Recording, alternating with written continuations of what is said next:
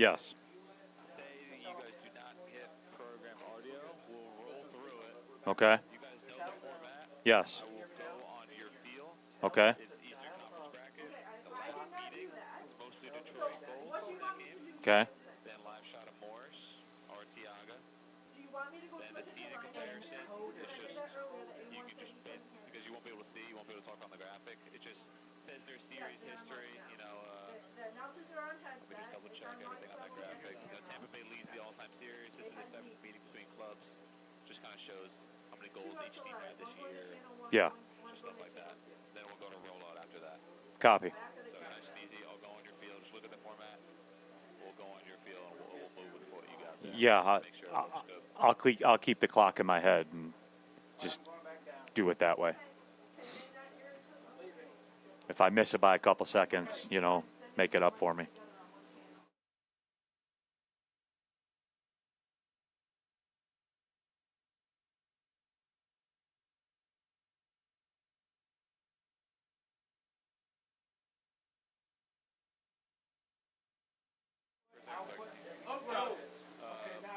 Detroit slideshow on 2A when we come back from break one. I sent you the thing. It's just the year-to-year progression, so you guys can just Yes. that. And then we'll come out after that. We're good. I'm going to bring this down so you guys can see. We're going to Okay. a little bit so we can get some sound in here. We'll just go on here. I'm going to mostly just leeway up you guys. We'll try to be a little Do everything live. through the seating into the bracket. And then once you talk about the last meeting, I'll just go on your field. Copy. Let's just do it. We got it. Y'all professionals. Y'all know what to do. Yeah, man. I'll fly the plane. Yeah, I got it.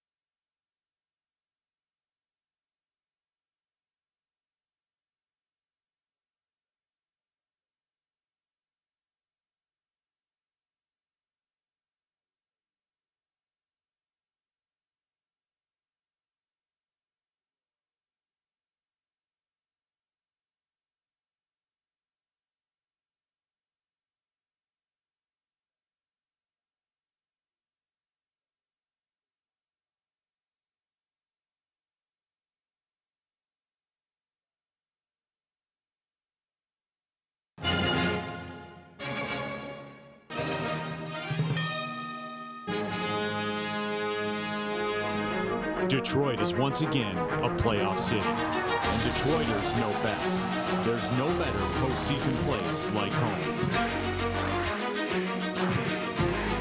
At Keyworth Stadium, the stage awaits.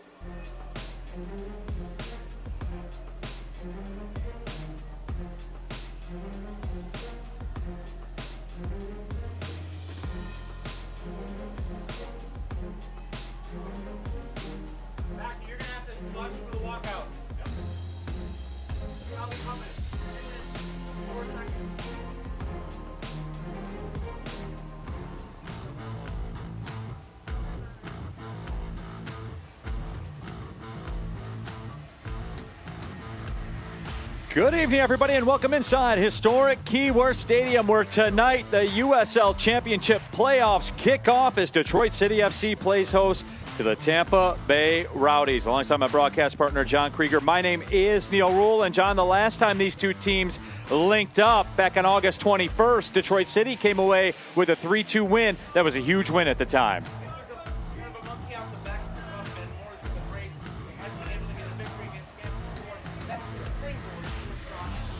And speaking of Ben Morris, he's our player to watch here this evening, brought to you by the Finnish Long Drink. Double-digit goals for Ben Morris. He's a factor.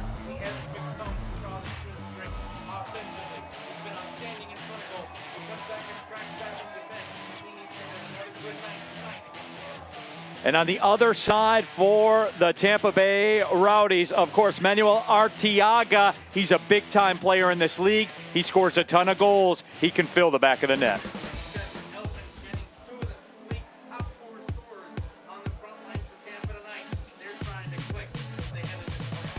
As you take a look at these two franchises this season side by side, and look, Detroit City FC hosting a match for the first time in their club history, but that's still the Tampa Bay Rowdies on the other side. You know, when it's one of the clubs that built the USL Championship against one of the clubs that's trying to take it by storm, they may be the 16th, but they're still Tampa Bay. It's going to be a good matchup. Two of the premier soccer brands in American soccer square up tonight. Someone's going on, someone's going home. It's a USL Championship playoffs, and we have it for you coming up next.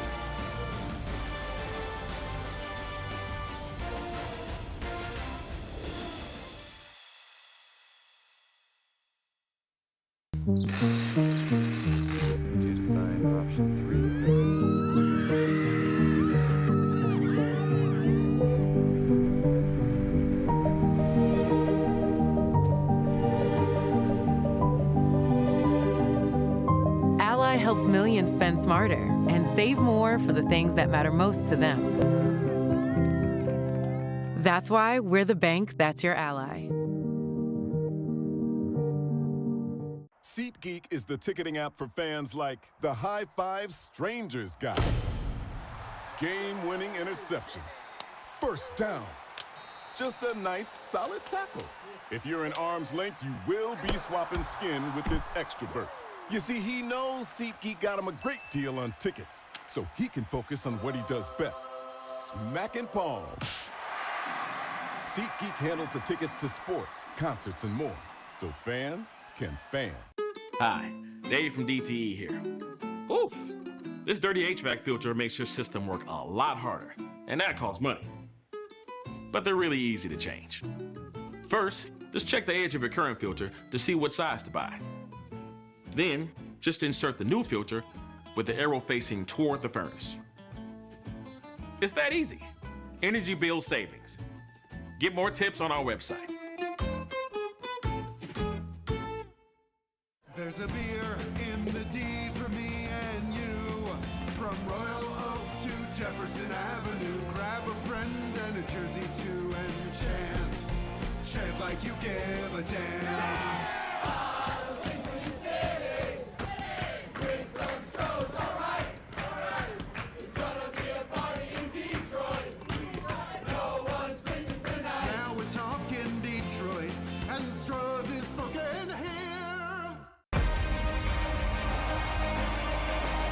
They're coming out to midfield right now.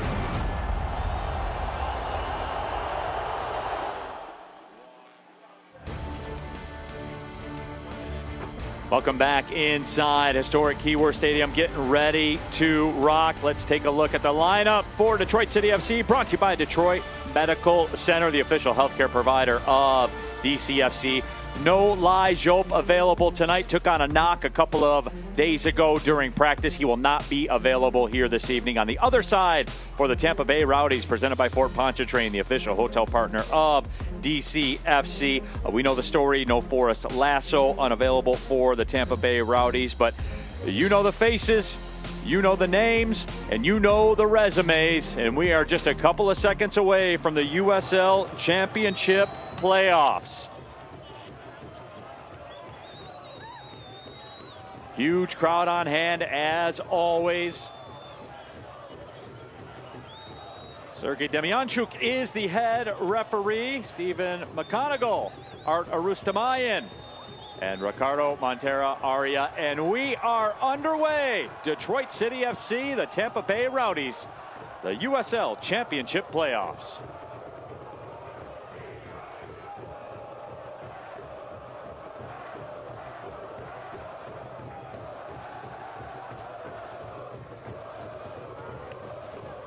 Atmosphere is buzzing here at Keyworth, as you knew it would be. Kisiedu keeps the control. Pass slotted ahead, tracking back. Jordan Doherty will touch it over the line. City looking to move forward for the first time here tonight. My name is Neil Rule, efforting to get John Krieger to you, which we will just as soon as we can. But happy to have you along wherever you are watching and listening.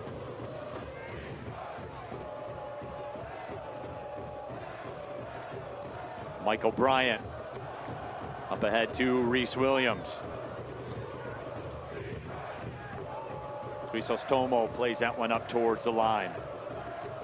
Flicked ahead, Connor Rutt's the target. Maxi Rodriguez. Reese Williams in some tight quarters. That ball stayed in play. And here is Ben Morris looking for Rutz. Rutz tries to step it through. Rutz is held. Morris in the 18. And tracking back to play it away. Maxi Rodriguez calls it just wide of the left post.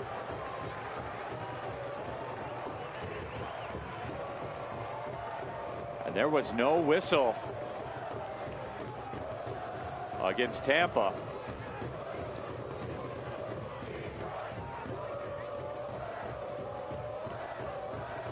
Connor Rutz was locked up. Official said play on. Jordan Farr getting the start at the keeper spot, as is the case for the Tampa Bay Rowdies. Most nights, 131 goals against average, 65% save percentage, and 11 clean sheets. And that ball up ahead. Nate Steinwasser wearing the all black tonight. Bryant wanted a whistle, didn't get it.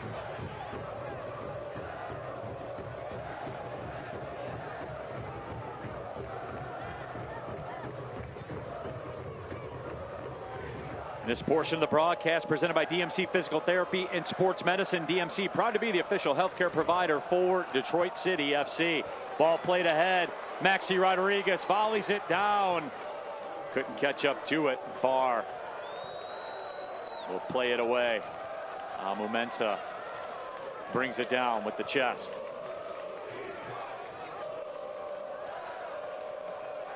Spirited first 3 minutes of this one on both sides. Maxi Rodriguez in some tight space. He's taken down. The whistle sounds. Quick restart for City. Here's Ryan Williams. Had a banger of a goal at San Antonio to wrap the season up. DCFC got a 4-1 win at San Antonio.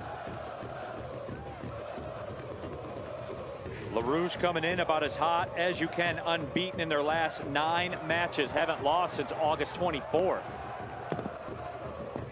Reese Williams goes back to Ryan Williams. Reese slots it up ahead. Bryant touches it through the middle. Morris couldn't get on the end of it.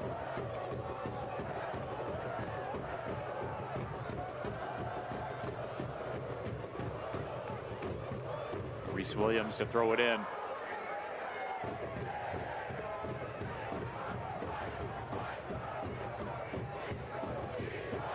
Mumensa to Bryant. Arteaga lurks in front of Bryant.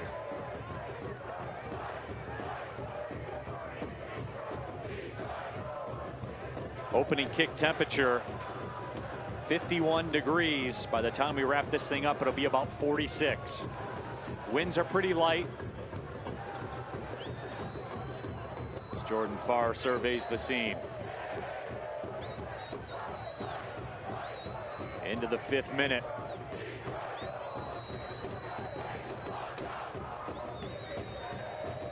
Jordan Farr, who was a 2022 USL Goalkeeper of the Year when he was with San Antonio FC.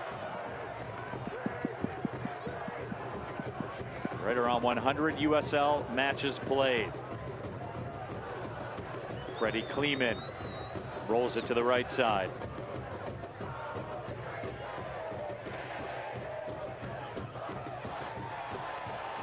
Lewis Hilton on the right side. And the whistle sounds that will go against Tampa Bay.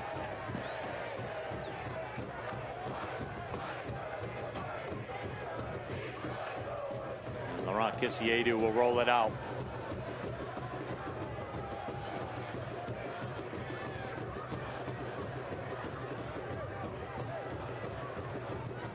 Stephen Carroll chips it ahead.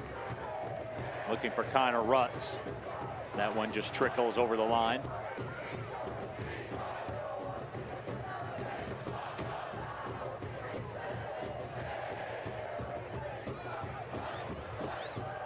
Farr will roll it out. Kissiedu comes up to challenge.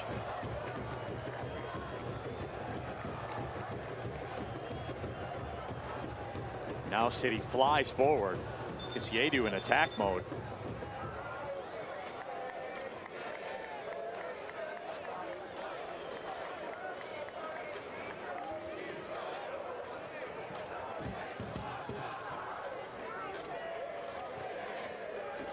What do we have? Looks like the foul may have been called. Drop ball.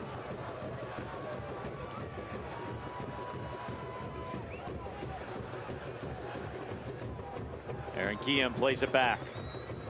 Ball has been at the feet of Jordan Farr a lot here in the first just about 7 minutes. Guillen pressured by Maxi Rodriguez. So DCFC really turning up the heat.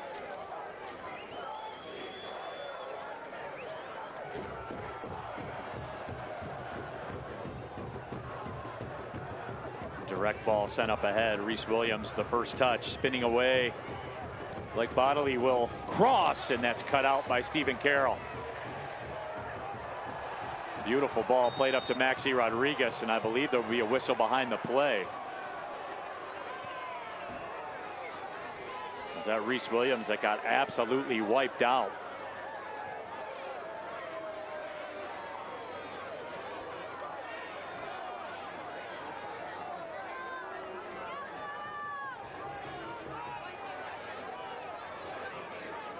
So City will have the restart. Bodley will get the talking to right now. Tampa Bay Rowdies have been very physical here in the first 8 minutes.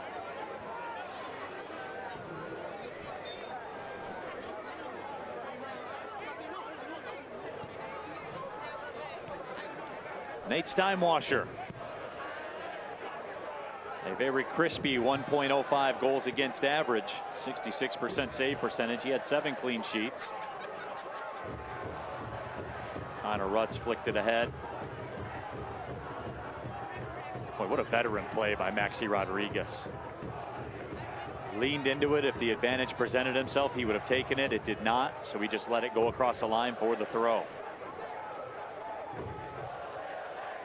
Kissiedu chests it down.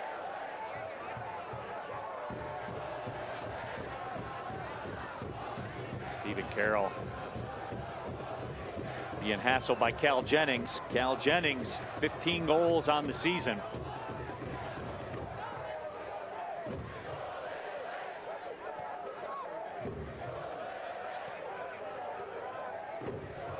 Michael Bryant with Maxi Rodriguez.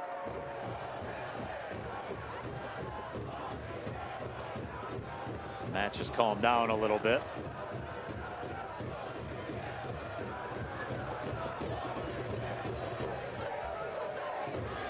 That ball comes free. Lewis Hilton. Send it back up towards the 18. The edge in the midfield certainly with Detroit City. As of right now, they've stayed in a pretty good shape.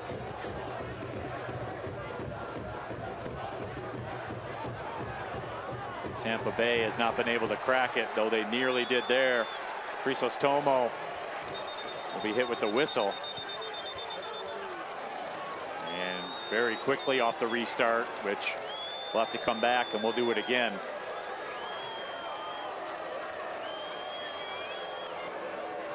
Arteaga didn't get the explanation to his liking. Leo Fernandez as well.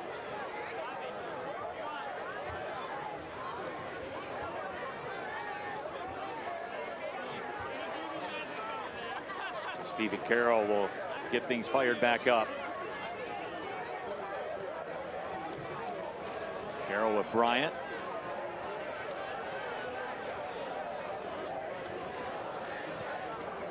So after a very intense start to this one, match has slowed down a little bit, but here's Ben Morris through the middle. Morris flicks it up towards the goal. Jordan Farr goes down to the turf to make sure he secures it right in front of Connor Rutz. This 5 minutes presented by Wayne State University, the exclusive higher education partner of Detroit City Football Club.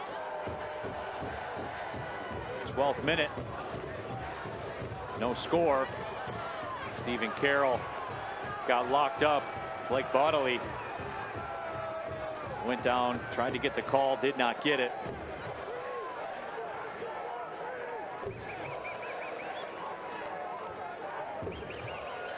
Maxi Rodriguez fires it in.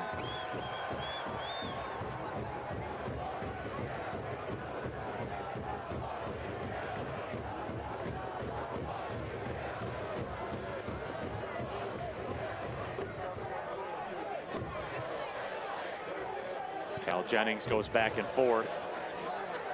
Villanueva the target of that direct ball. Kisiedu. Great control by Kisiedu. Maxi Rodriguez calling for it in the middle. And that ball's driven towards the frame, and the stop is made by Farr. Boy, not a lot. Turned into a dangerous chance for City.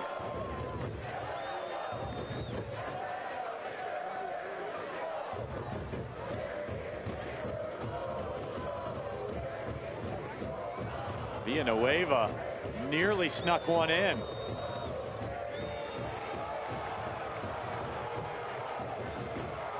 Nick Moon couldn't keep it together along that touchline.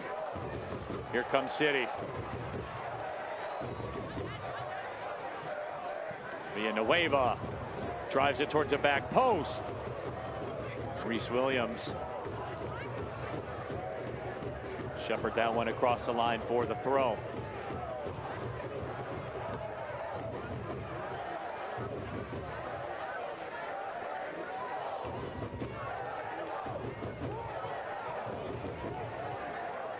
Bryant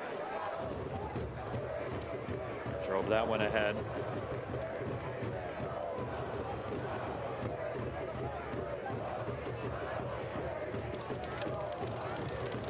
Connor Rutz, the cross. Kisiedu steps through. Kisiedu's shot was blocked. City in attack mode. They are certainly buzzing right now.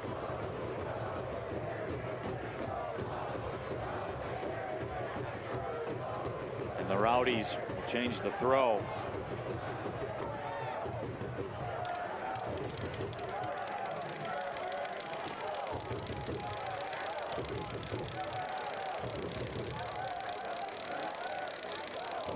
Rowdies very deliberate with this throw in. Michael Bryant.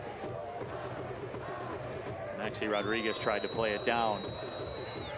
Lewis Hilton will roll it out to the right side. Nick Moon gives it away to Amu Mensah. Kisiedu overcooked it to Rutz. Detroit City FC right now with 68% of the possession.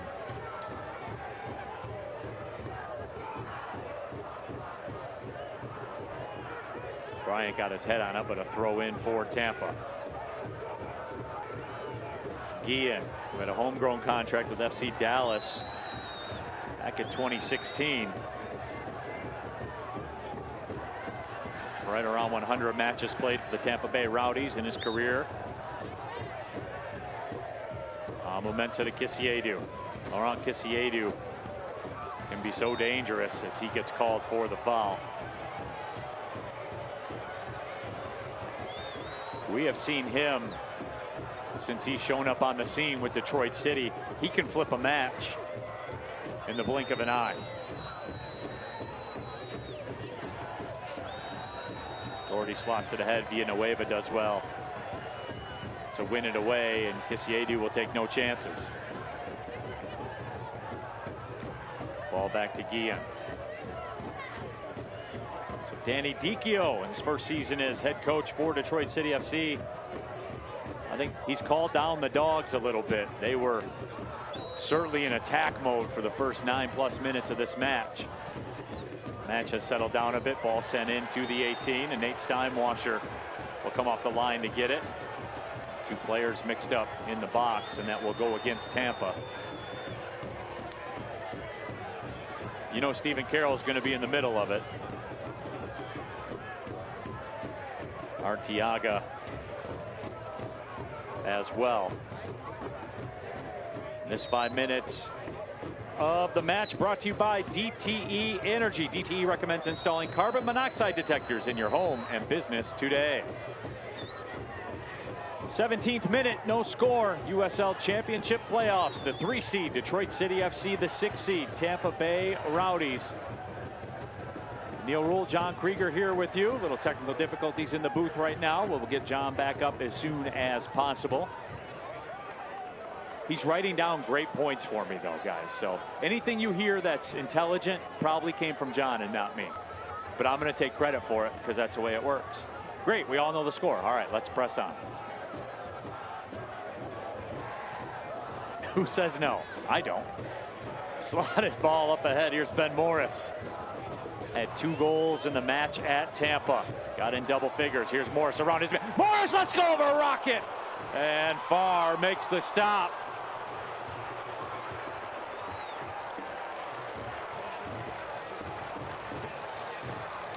Boy, Ben Morris made a bid. And Jordan Farr had to be sharp. Tremendous save. And then to keep it out. Just tremendous by Farr. There you see right there another opportunity. Off the rebound. Michael Bryant.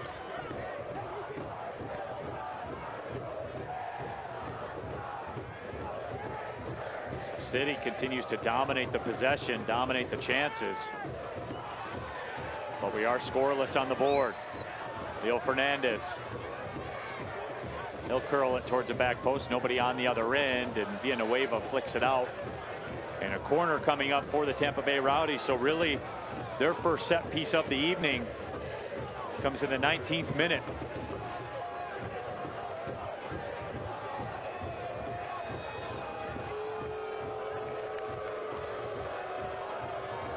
Fernandez will come over to Trigger.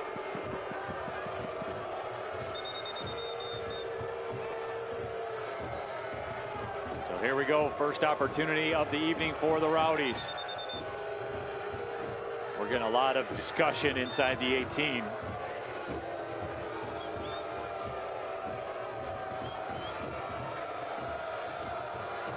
So here we go. Ball served in, and it's flicked into the back of the net.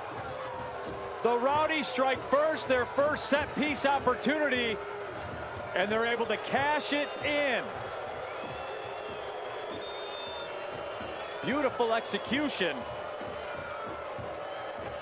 And a quality ball sent in by Leo Fernandez.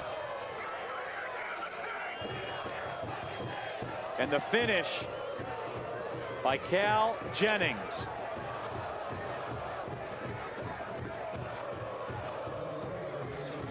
Jennings bags his 16th goal of the season.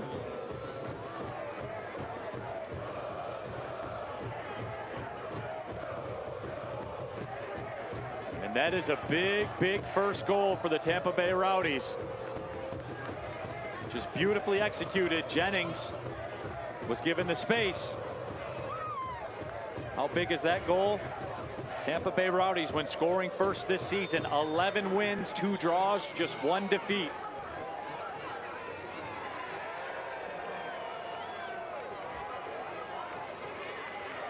So all the possession that Detroit City FC had. Villanueva tries to step through, bodies going down everywhere, and Jordan Farr comes off the line.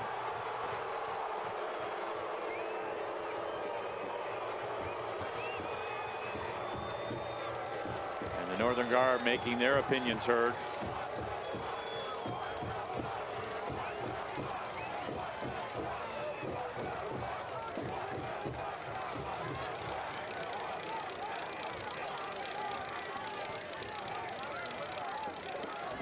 Jordan Farr drives it with the left foot.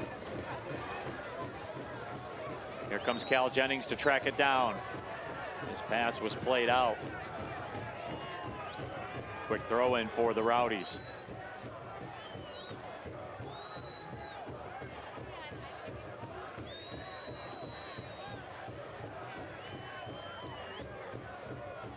One set piece can change everything. And it certainly has here at Keyworth.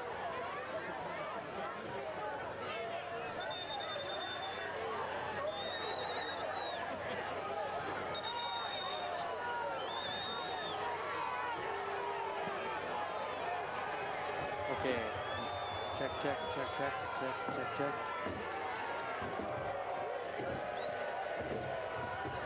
Check, check.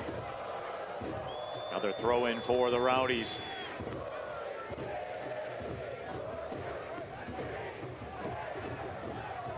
Bodily up the left side, gives and then goes.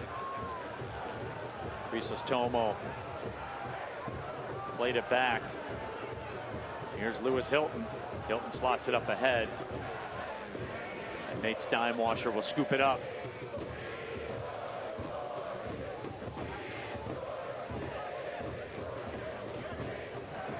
Well, if Detroit City wants to win this one, it's going to take multiple goals. Well, let's run a test here, Neil. We're hoping folks in the truck can hear me.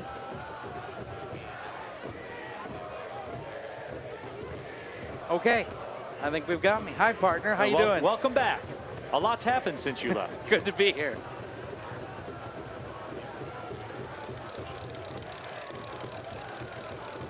Well, partner, that set piece, you talked about it. One set piece can change everything. You know what else can change everything? The Tampa Bay Rowdies having their first choice top 3. Fernandez, Arteaga, and Jennings. Because what ended up happening there is that you had Arteaga on one post and Jennings on the other. And it forced City to defend both posts. And it allowed the opportunity for the header to come in. This is what a full-strength front line can do for Tampa Bay. And I heard you saying it. Despite all the possession, set pieces change games. That's where we're at. And it has given the Rowdies flat out new life and tons of confidence. Bodily working 1v1 against Reese Williams. Lewis Hilton will ping it up, and Bryant will escort that one over the line. Row coming up here for Detroit City. It's as if the first goal of the game took a little bit of the shackles off Tampa Bay.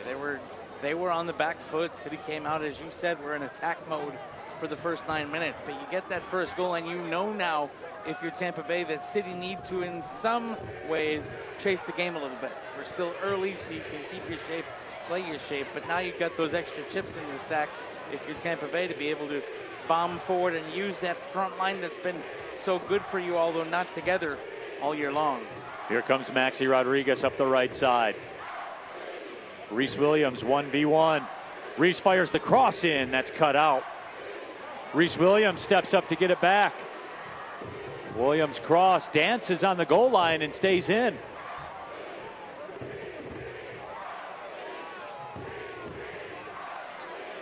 So that's the first real bit of pressure we've seen from City since Tampa Bay got the opening goal.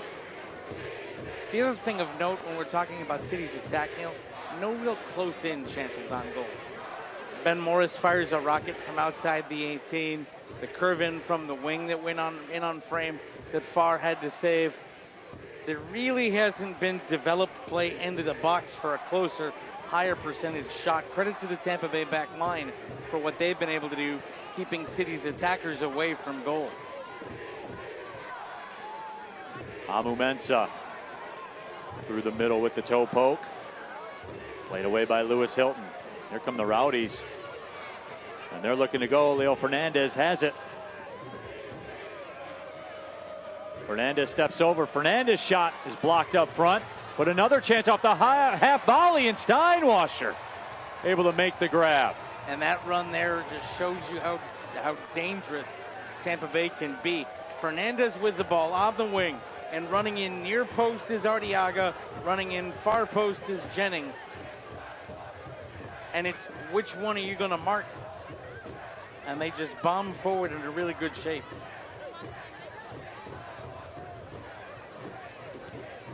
Rodriguez will turn with it. Here's Amu Mensah.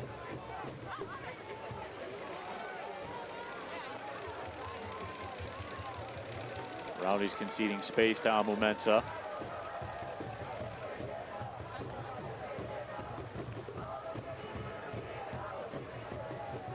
Mike O'Brien. Rowdies really packed tightly. It's going to take some work to break this down, John. Well, you've seen two midfielders drop back in front. It's really a back six for Tampa Bay right now, because they know they've got the forward line in Arteaga, Jennings, and Fernandez that can just run at City's back line. And with the 1-goal lead, you can afford to play like that. And if you look at Tampa Bay's compact shape, the advantage City had in midfield early is gone. There are no passing lanes for City to try to work through, and it also shuts down the space City normally have on the wings offensively. Here's Carroll.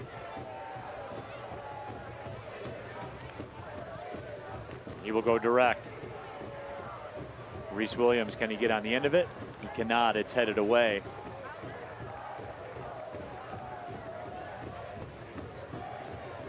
And fans, 2024 was a historical season for Detroit City FC, and 2025 shaping up to be even better. Scan the QR code on your screen, and you can get your 2025 season tickets. The best value in American professional sports right here, Detroit City FC at Keyworth Stadium.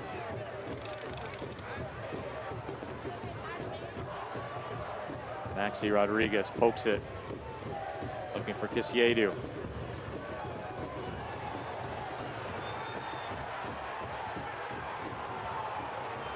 And that whistle will go against Detroit City FC. Good job by the referee there to play the advantage. The advantage quickly went away. And now the free kick for Tampa.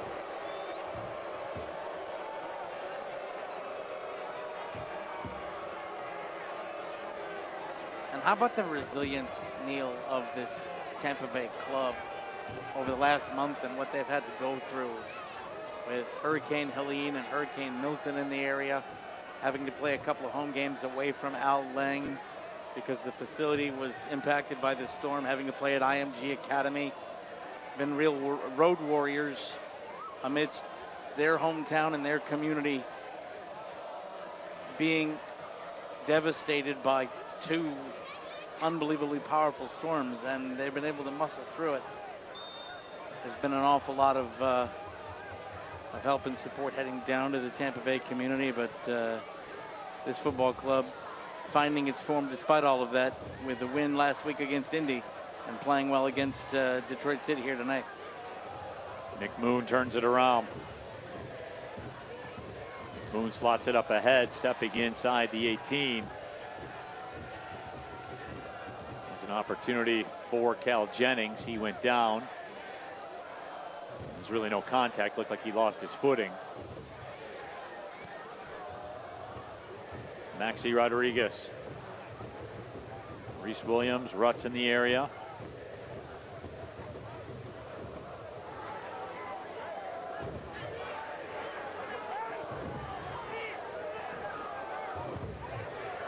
Williams locked up with Guillen.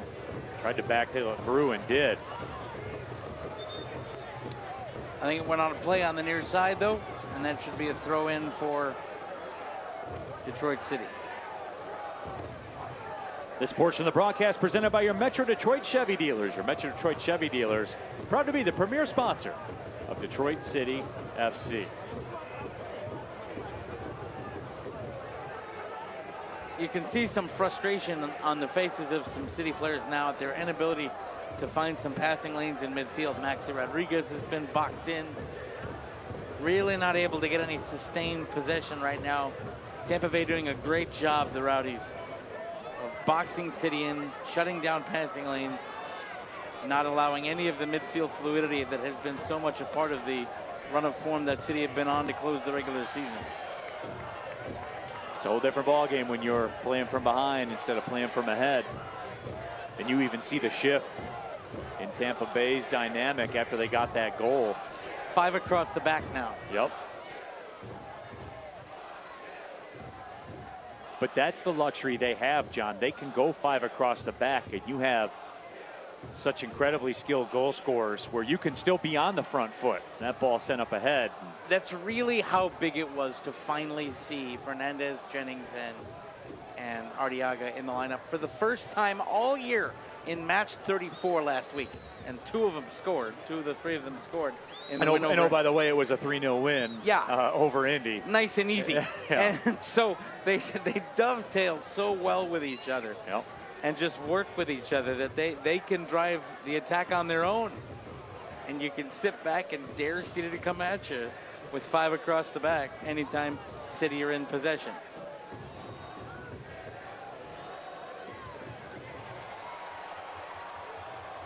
Williams turned around. It is funny though, John, this season is so long, obviously. Basically going from St. Patrick's Day into Halloween. Crowd wanted a whistle for Connor Rutz. They didn't get it. But it was funny to really monitor their progress at clubs like Tampa Bay, Pittsburgh River Hounds, and the storyline was, wow, what's wrong with Tampa Bay? This isn't the vintage Rowdies. What's the story? Same thing with Pittsburgh River. Oh, man, is Pittsburgh going to make the play? You knew, I knew, we knew, at the end of the day, when we got here to the playoffs, you knew what you were going to get. Look, with a team like Pittsburgh, who won the Players' Shield last year and lost to Detroit City FC, and a team like Tampa Bay, all they want is a ticket to the dance. They don't care if it's the 1 seed, 2 seed, 3 seed, 8 seed. Yeah, they don't care what kind of car they're going to the dance in. They just want to get to the dance. Just get me into the dance. Yeah. That's all you're looking at. And then you wipe the slate clean and you say, my best against your best. Here's Reese Williams now with an opportunity. Williams hesitates, bangs one directly at Jordan Farr, who knocks it down and swallows it up. And here is also what being down 1-0 and being frustrated in possession over the last 10 minutes brings. That shot came on goal. It was quick. There were 2 runners. If he'd picked up his head, you might have had a better opportunity on the back post. But there just hasn't been enough offense, so you drive in there and you take the shot on goal.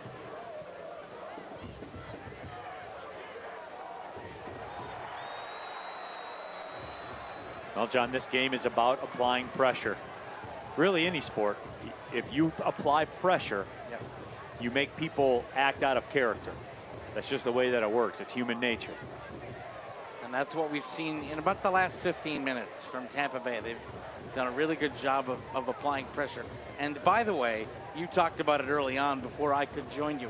The physicality from Tampa Bay tonight is next level. And they are doing it sometimes towing the line of a foul, sometimes committing a foul, but not getting themselves in huge trouble. Right. These are the body blows that pay dividends later in the match. Well, partner, 35 minutes into this one. What do you see? What's the forecast? Well, right now, if we're giving out grades a third of the way through the match, Tampa Bay Rowdies get an A. They have the goal. They survived the early pressure. Detroit City, well, their grade, the stocks dropped a little bit. I put them at a solid C. You had a good start, but you haven't been able to really do anything since. You've allowed Tampa Bay to step up and control the thing that has worked most for you all season, which is being effective in midfield and on the wings. And we're not seeing that over the last 20 minutes of football. Room for improvement for Detroit City FC, but right now, need to see more out of them. Jordan Doherty slots that one up ahead. Doherty over 100 matches for the Tampa Bay Rowdies. And you notice a theme there, John, as you go through the roster. Big time players that have been around for a long time and have had a lot of success. Well, I'm going to give you another theme, and that is keeping your core, but putting in pieces around them. Because you talk about the number of players that have played close to triple digits for Tampa Bay Rowdies, but on the other side of it, their roster this year, a lot of turnover. Right now on the 24-man roster that was alive going into this week, 9 returners, 15 newcomers. So the returners teach the culture, and the newcomers make you better.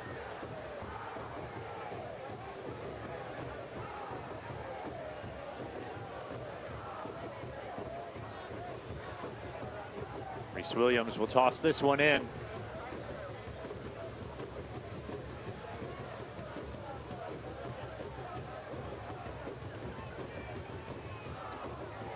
Stephen Carroll. And there you just see the mass of green kits right there in the center of the pitch. Yeah, but how good was Jennings in the middle to force it back on his own? The way that top line is lining up for Tampa, even in their compact shape, they're a resolute top line that isn't allowing City to get past them. That's Fernandez on a chip out there. And look at the pressure being applied to the ball by Arteaga. Kisiedu tries to work his way around.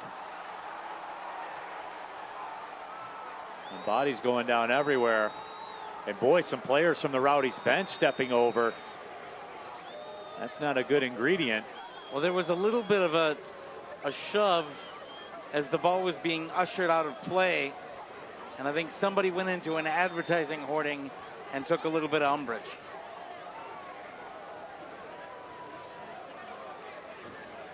And it was a Tampa player that ended up shoving a City player in, and Tampa taking umbrage. And nobody's really has any urgency to leave the scene right now. No. And now the City player is going over to have a look.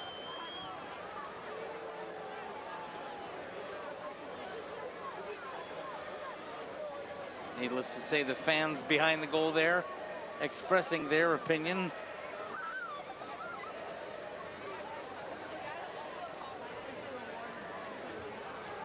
And slowly, everyone starts to move away. Ball's being ushered out of play.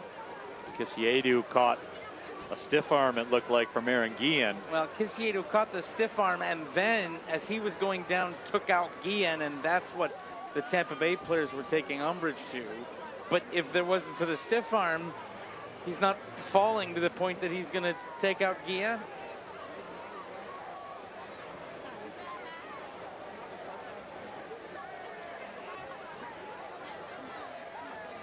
In the meantime, the clock still rolls. We're pushing up towards the 40th minute. I think we're going to have copious amounts of stoppage time.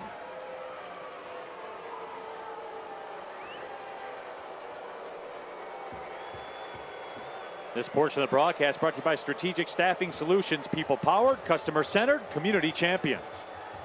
And after all of that, a goal kick. But needless to say, I think, partner, the intensity in here has dialed up 2 or 3 notches, and we were already at about an 8 when this match started.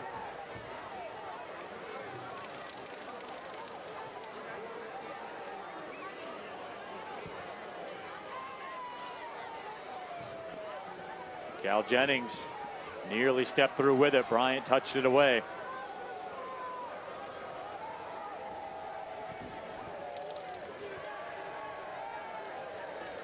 Crisostomo. Now Fernandez has it.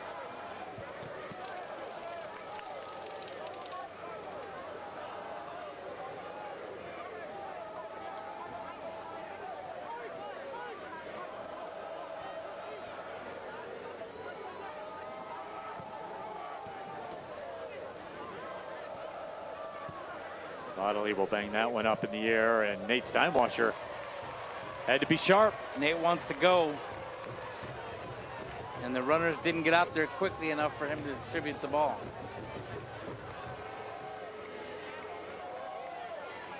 Nate Steinwasser, of course, the penalty goal, final regular season home match. Had an assist last year. He'll get upset at me if I don't bring that up, and there's a whistle against the Rowdies. That's another one of those know exactly what you're doing kind of fouls. Yep. Stop things up.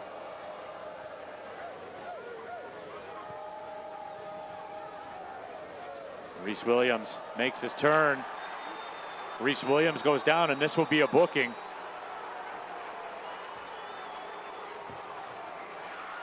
And Bodley will go in the books with the yellow card. And Bodley using the lower half of the body. Yep. Williams had started to go around him, and he just kind of stuck the rear end out and took Williams out of the play. So now a set piece opportunity. High line here for Tampa. Swing it in there, mix it up. Ryan Williams looking to put a charge into this one. Drives it towards the back post, was looking for Kisiedu, played away.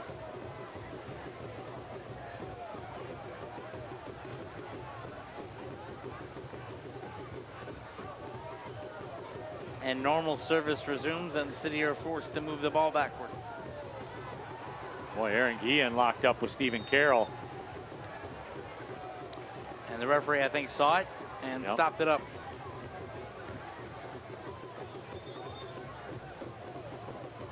And now Stephen Carroll's being asked to give back some real estate.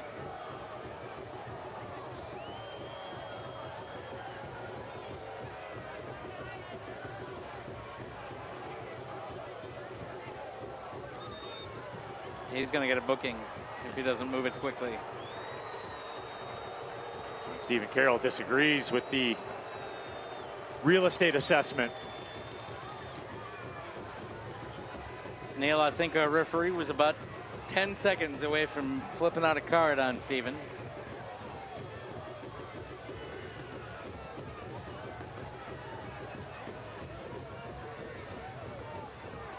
Switch from Amu Mensah. Brian takes it.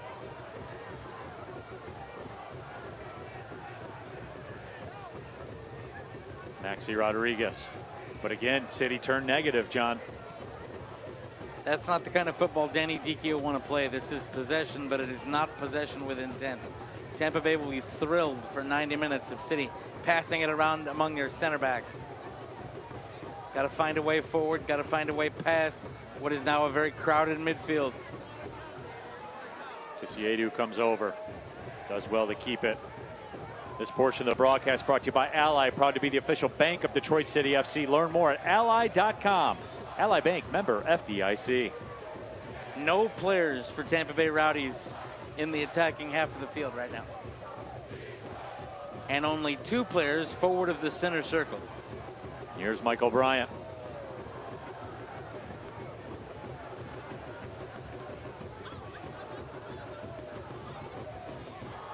But again, it's a luxury the Rowdies certainly can afford. You have Arteaga up there, Cal Jennings up there, who are annoyingly fast. That's 30 goals between the two of them. Amu Mensah, Villanueva. See if Amu Mensah swings one into the 18. Nope, he'll bring it back out. He couldn't.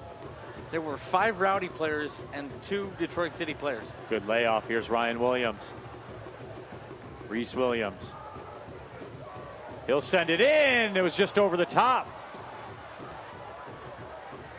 Villanueva. He's tracking backwards. He's taken down, and this will be a dangerous setup for Detroit City FC. And Ryan Williams will walk directly over to the spot. Williams can swing it in here. This is a dangerous opportunity for Detroit City FC.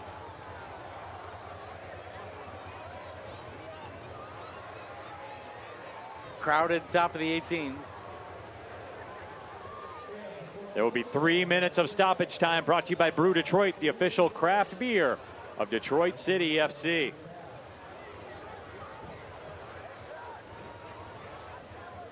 I think Ryan Williams is going to give one a go here. I am inclined to agree with you.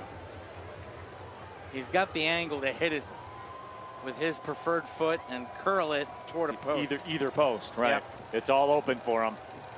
Here we go. Ryan Williams steps up, and the wall does its job.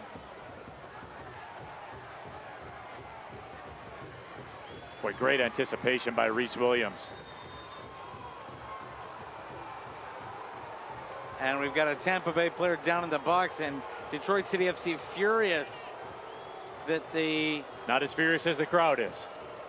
That the play was allowed to stop. But if there was head contact, that's the only decision that the referee can take.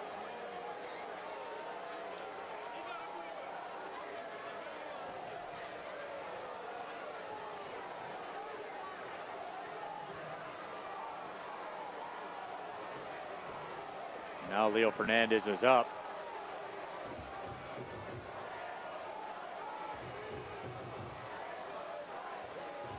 Well, they'll have to come off now because they stopped it for head contact and they brought the trainer out.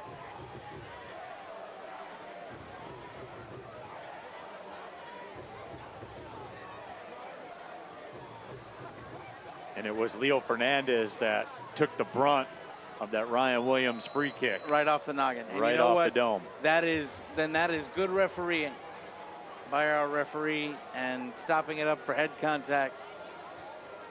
That's what you have to do.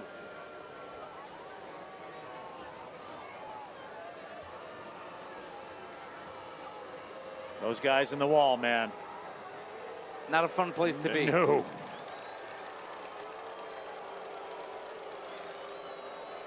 Certainly not when you're staring down the barrel of a Ryan Williams free kick, too. So Now, Fernandez comes off. What will be interesting to see is if the Rowdies contest this drop ball. They do not, and that's good sportsmanship.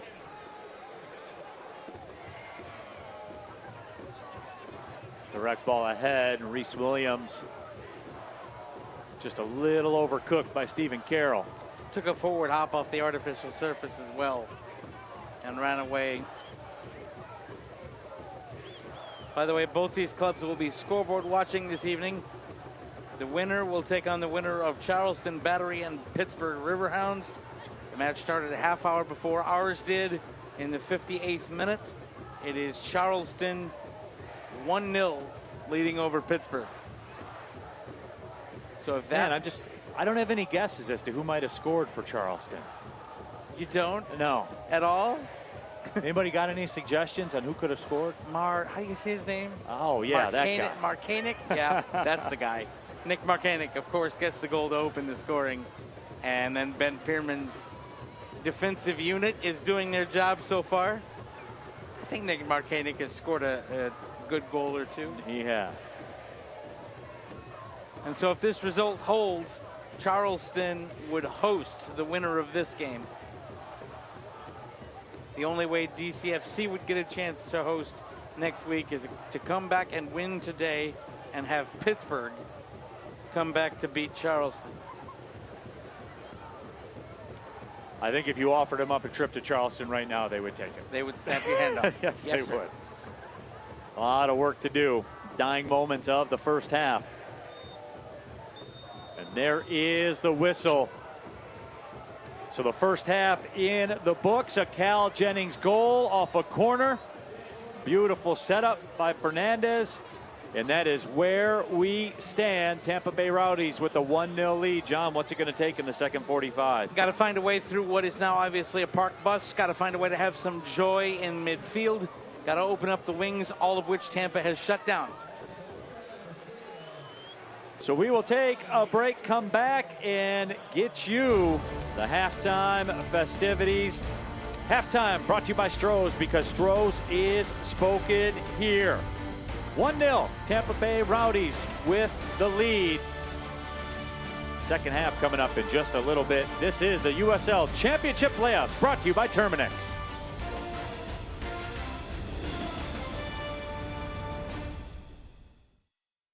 It's in the name. It's about giving back to the patient, getting them back on track. It's patient-centric care. We're all about educating ourselves, staying up with the latest evidence-based practices, educating the community, educating our patients, so we can spread the word about what we do.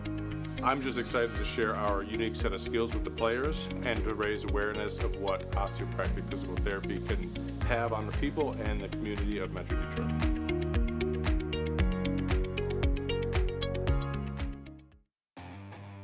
Some people are born warriors. Something drives them forward, past any obstacle, towards something bigger. Maybe they weren't born with a silver spoon, but they were born with a purpose. At Wayne State University, we take this drive and turn it into so much more, so they can become warrior strong. With Chevy trucks, be ready for around $319 a month. Chevy drives the Motor City. Visit ChevyDetroit.com.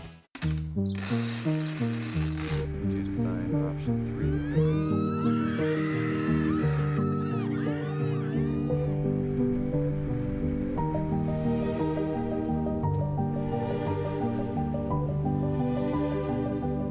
3. Ally helps millions spend smarter and save more for the things that matter most to them. That's why we're the bank that's your ally.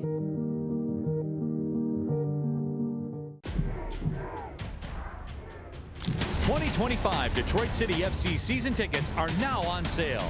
Feel the adrenaline, embrace the excitement, and be a part of every heart-pounding moment at historic Keyworth Stadium. Experience the best atmosphere in U.S. soccer in 2025. Be a part of the action at Keyworth Stadium by securing your season ticket.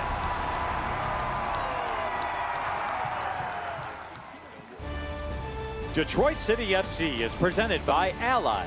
Ally, proud to be the official bank of DCFC. Ally Bank, member FDIC. Fago. Fago, proud to be the official pop of Detroit City. Brew Detroit, the official craft beer of Detroit City FC. And Fort Pontchartrain, proud to be the official hotel partner of DCFC.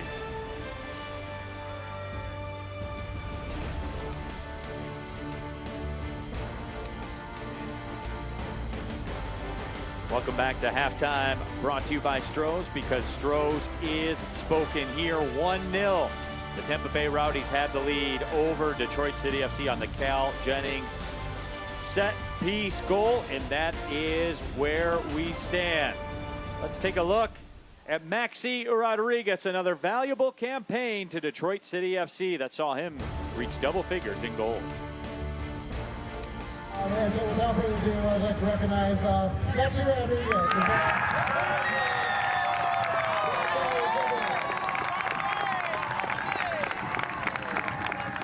Yeah, I think it was awesome. Obviously, 4 years of hard work, and then being able to get it this year, it's a really important year for me and my teammates, but having my girlfriend there, having my parents see me, they get pictures of me on the bike. Yeah, it was a special moment for me and my girlfriend. I think I took this past offseason really seriously. I think I was doing 2 days training with a good group of pros and just making sure that I was ready for the season. I think when you prepare your body in the offseason for war, then the regular season is kind of easier in a sense. So yeah, for me it's preparation as well as the confidence that Danny gave me when he came into the club and saying, hey, he could see me higher up the field scoring goals, and he allowed me to have that freedom, and if I have to play the 8 or 6, I'm comfortable in those positions. So wherever the club has needed me, that's where I'm happy to play. Cuts that back, Rodriguez! Oh, it's level again! This game is unhinged! 3-3 in Houston! I think for me, I've always wanted to be one of the best players in the league. I think coming into the USL with Detroit, it was kind of like, okay, let's see if I can do it. And then once I realized, hey, I can be a good player in this league, then I wanted to see how well I can do against the best players, against the best teams. Yeah, I just want to be one of the best players and want respect from players around the league. Yeah, I think I always talk about my story and how I was kind of on the edge of retirement, and then get a phone call and learn about the club, visit Detroit, understand what was going on in the club, and thought it was a perfect match for me, a guy who wanted to prove himself and just earn a contract. And then once I got a contract, did everything in my power to kind of repay the club for the opportunity they took on me. And I think even now I still try to do as much as possible to just kind of repay that favor that they took a chance on me. Yeah. Get it. Get it. Shoulda got a dog. When mice show up, so do we. Terminix it.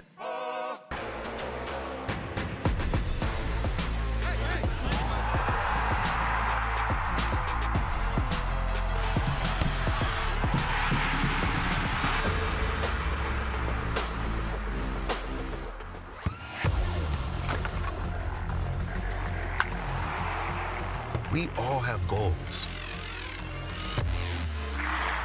But let's be honest, most of us aren't going to be professional athletes. But if your goal is to finish your degree, we can help. Come to a university that puts your goals first. Bellevue University, your partner in finishing goals. Welcome to Do or Die. Welcome to stories that give meaning to it all. The juggernaut chasing history. The hero hoping for a Hollywood ending. The upstart determined to make the most of its shot at glory. Welcome to second-guessing everything. Every coach's decision, every referee's call, every pass, shot, tackle, save. Because you know it all means more now. Welcome to the playoffs.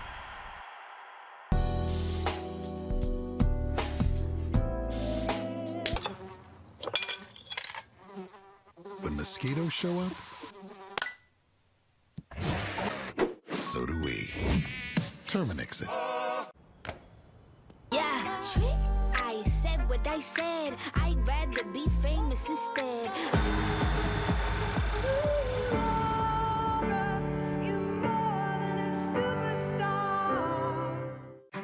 At the Detroit Medical Center, we shortened the average time in our ER by almost 1 hour, the fastest in Metro Detroit. That's nearly 60 minutes back to an expecting mother, an athlete with an injury, a child who took a tumble, and to a heart that needs a little TLC. The 6 ERs of the Detroit Medical Center. Find a location closer to you. dmc.org/FAST-ER.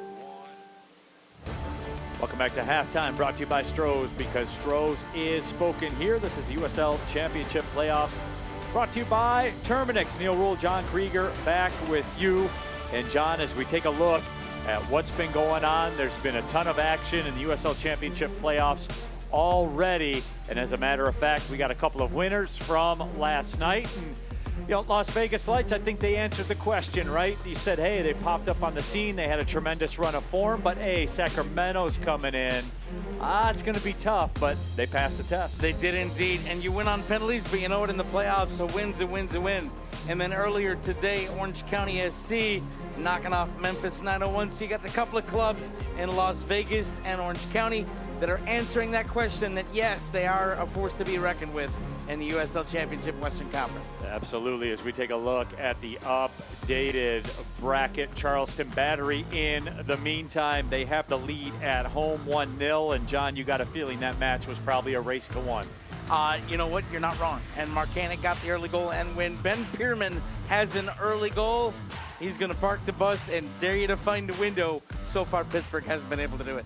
Lou City FC with the 2-1 lead over North Carolina FC. And that's probably not the pace of match, the type of match North Carolina FC was looking for. A little bit of hope early, had the 1-0 lead, and then Lou City said, remember, you're at Lane Family Stadium. This is how we do things. They're comfortably in front now. And, of course, here at Keyworth, Tampa Bay Rowdies with the 1-0 lead. It's going to take multiple goals to win this thing for Detroit City FC. We'll take another halftime break, come back, and get you set for the second half. We'll be back with more USL Championship Playoff Soccer brought to you by Terminix.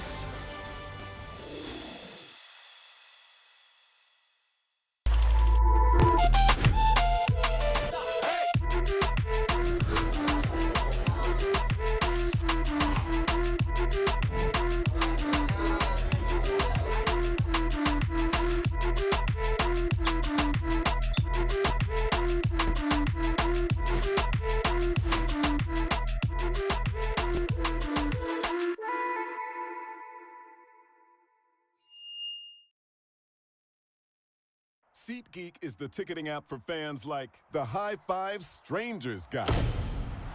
Game-winning interception. First down. Just a nice, solid tackle. If you're in arm's length, you will be swapping skin with this extrovert. You see, he knows SeatGeek got him a great deal on tickets, so he can focus on what he does best, smacking palms. SeatGeek handles the tickets to sports, concerts, and more, so fans can fan. 2025 Detroit City FC season tickets are now on sale. Feel the adrenaline, embrace the excitement, and be a part of every heart-pounding moment at historic Keyworth Stadium. Experience the best atmosphere in U.S. soccer in 2025. Be a part of the action at Keyworth Stadium by securing your season ticket. Working EV with more range than any competitor and the potential to take you anywhere.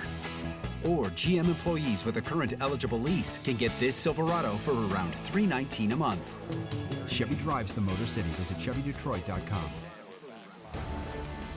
Welcome back inside historic Keyworth Stadium. 1-0. Tampa Bay Rowdies have the lead as we take a look at the highlights from the first half of play. And John, this is a pretty simple highlight package. Detroit City FC had all the run of play, had all the pressure working. Tampa Bay Rowdies get one set piece opportunity and they cash it in. And that's what happens when you have the three-headed monster of Jennings, Arteaga, and Fernandez.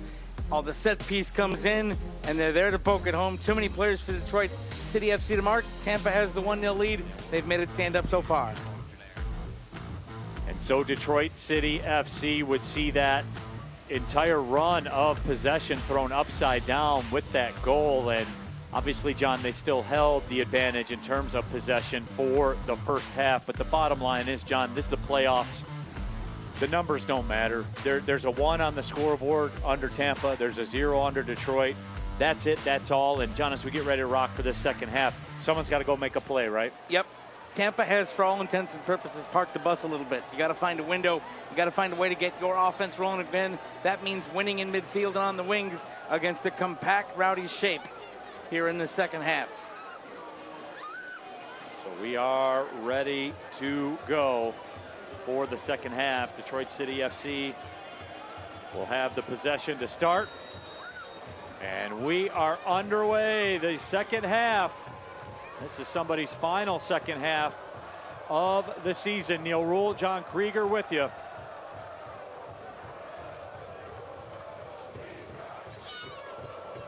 This portion of the broadcast presented by SeatGeek. SeatGeek is your ticket to great Detroit City FC seats. Ben Morris tries to make a turn with it. One big key in the second half, Neil. City have to try and play their game and not let Tampa dictate things, especially with the physicality and what I'm sure will be a little bit of time wasting as the lead holds up for longer and longer. You got to keep your heads about you, not allow the physicality we've seen all night from Tampa Bay get in your head.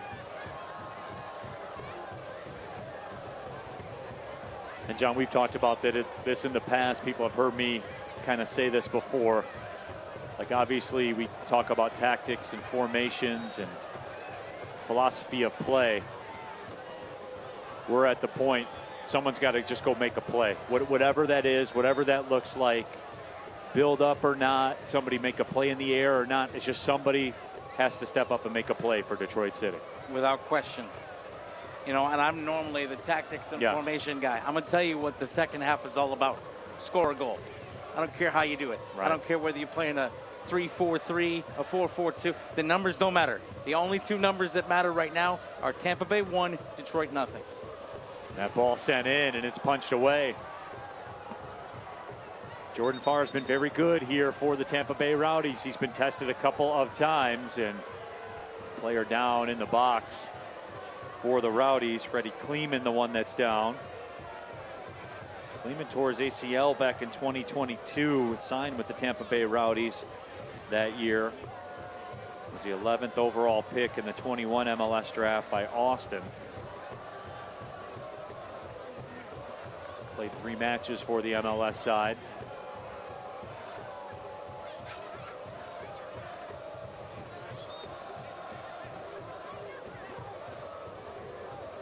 Villanueva will toss it in. Kisiedu. Kisiedu just got bodied off the ball. Arteaga called for the grab.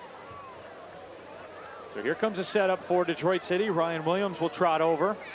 He's more than capable of quality service.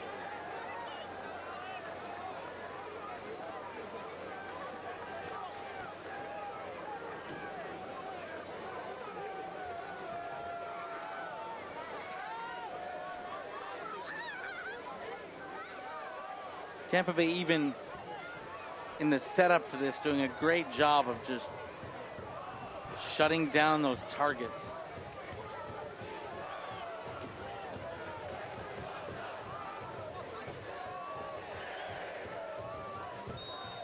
Williams, very deliberate.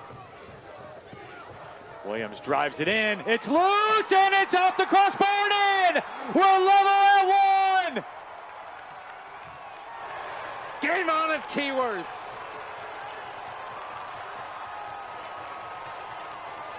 Ben Morris, I believe, in the mix of humanity.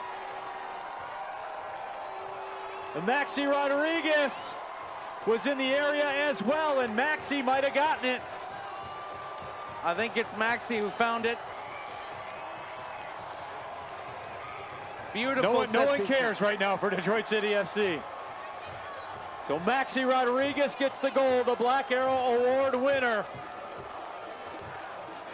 And it's all to play for here at Keyworth now. Well, partner, you said it, we said it, just go make a play. Who's gonna make a play? Your MVP. Showing that value again. In the mix, beat his marker, found the crossbar, and then in. And we've got a whole new ball game. Tampa can't park the bus anymore. And Keyworth is alive. Maxi Rodriguez breathed life into everybody.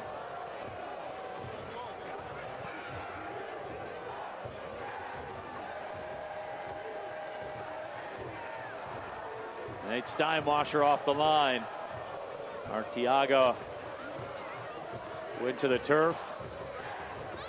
Really important for City right now to use the momentum, but not go crazy.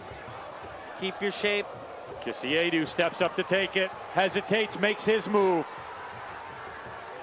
Villanueva into space. Williams, he'll give one a go if he gets a chance. And guess who knew that? Cal Jennings. The whole crew did.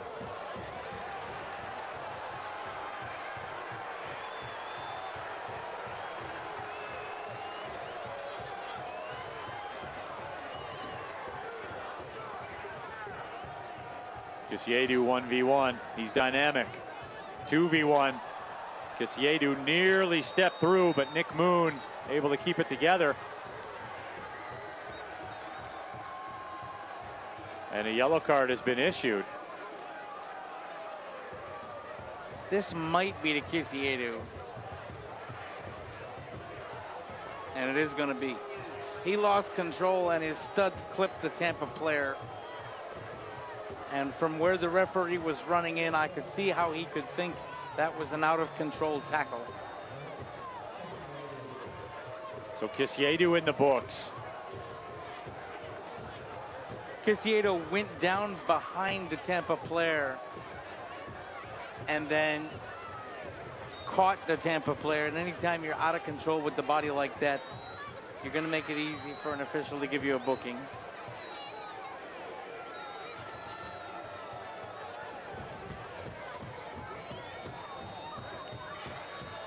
The official scoring team still reviewing the goal to see who got it. The stats have come up and they're calling it a Moon own goal. They are not crediting a City player. So the official stats that we have just updated. The scoring panel has called it a Moon own goal in the 49th minute. Again, there's almost 7,000 people in this building that do not care. Nope. Do not care. And I guarantee you Maxi Rodriguez doesn't care. There is that he doesn't 18 get a on goal. that Detroit City FC bench that do not care.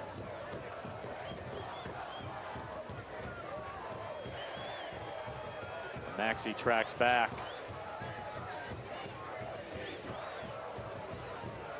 That ball driven back out. Now flicked in. Boy, Stephen Carroll had to be right, and he was. And Morris with Rutz. Rutz will be called for that foul. And it's interesting to see here, John, it looks as though Detroit City FC has fallen back a little bit, kind of leaving Morris up there on the island. Well, you've got to respect that if Tampa are going to come forward, you have that three-headed monster. You can't, you're no longer chasing a game, you're back on level footing. And you can't let Arteaga and Jennings and that front line with Fernandez run free. Neil, I'm going to want confirmation of this, but our stats are also showing that Maxi Rodriguez was issued a yellow card in the first half. And I didn't see that. So Maxi playing on a yellow, something to note here. Fernandez swings that one in.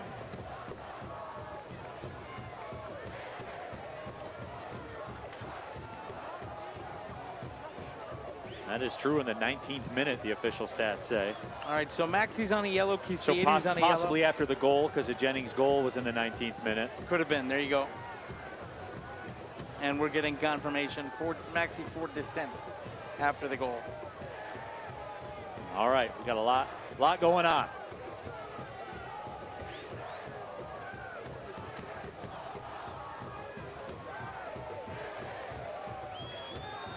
And there's a rocket sent in, and Steinwasser, textbook stop.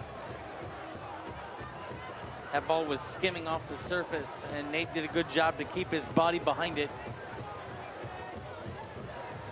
That Detroit City FC goal was brought to you by Salim Dental. Salim Dental Family and Implant Dentistry.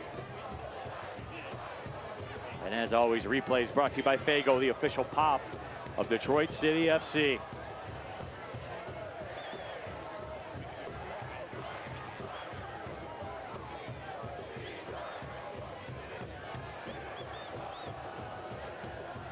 Jordan Farr with it.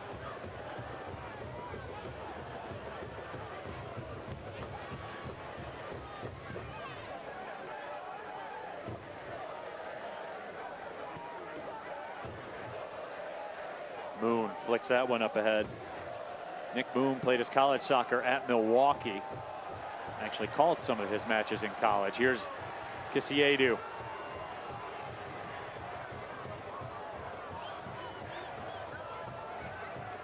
Amumensa. Michael Bryant. That ball driven towards Connor Rutz. Amumensa comes flying through, and he will get a booking. And that's deserved. He cleared out Fernandez. That elbow got out there a little bit, it looked like, from our vantage point. He came in out of control.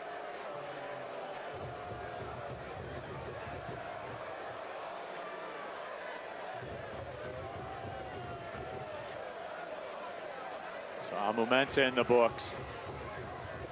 Yeah, he came from about 10 yards away to try to win an aerial ball and was never going to win it.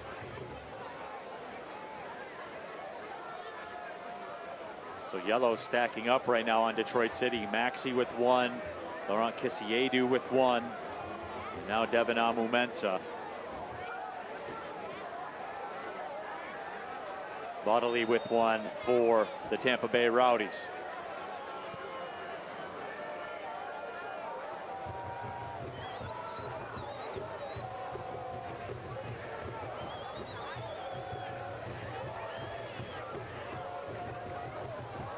Fernandez the target. Villanueva will win it, but Fernandez gets it back. High level matchup here, Fernandez and Kisiadu. Doherty hesitates, he swings one towards the back post. And that ball redirected wide of the goal. I believe that big corner. Yep, I believe that was Reese Williams that was over there and touched it wide. So A corner coming up, and we saw firsthand in the first half. Leo Fernandez. And it'll be Arteaga on one post and Jennings on the other. Jennings is out high. I would bet he'll break toward the back post. So many options.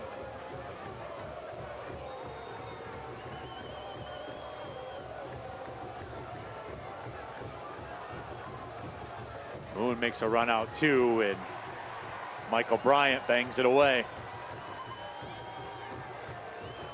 Ball flung right back in, and that's headed down, and Steinwasser will grab it. Arteaga locked up with Amu Mensah. And John, the rest of the way, if this last couple minutes any indication, we're going to see 1v1 battles on the island, in the air, on the ground.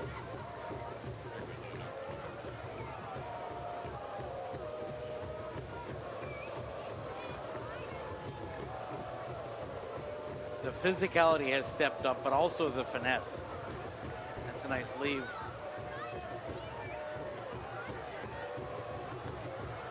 Maxi Rodriguez had a toe poked away. But Bryant will step up. Finds Reese Williams. Bryant overran it. Lewis Hilton swallowed it up, was ready for it. Arteaga, Fernandez. Moon made an overlapping run.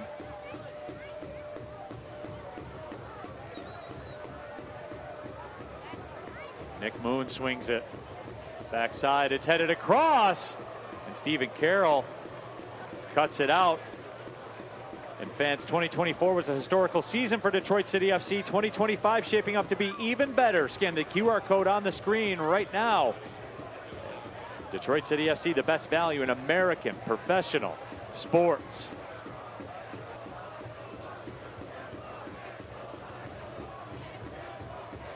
So here we go again.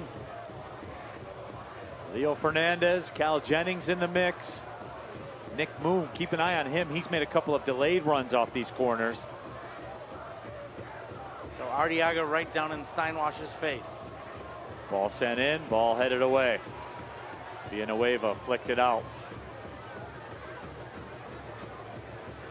Heady play by Stephen Carroll to bring it down, usher it out. Maxi Rodriguez. Connor Rutz making his run.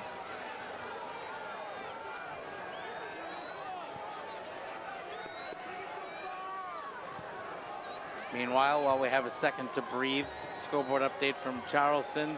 Still 1-0 into the 88th minute. As we talked about, you got a feeling that match was a race to one. Charleston and Ben Pierman's bus parking operation can hold on. They will host the winner of this match next week. Just overcooked to Kisiedu. Well, Laurent would have had space and pace. Would have been very dangerous, and he's capable of winning those 1v1 battles you're talking about. Neil, the form book and the technical book have gone out the window. We are approaching street ball. Yep. They're going to go and have a go. Cal Jennings.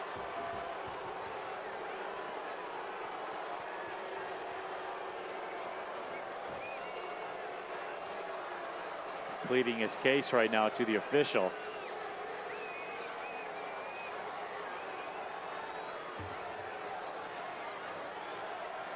But Mr. Demianchuk doesn't seem very interested in the discussions. Jennings fortunate not to go in the books. And you know what? The referees had a good night tonight. Yeah, they've been good. He has managed to keep a lid on despite the physicality. Villanueva steps through.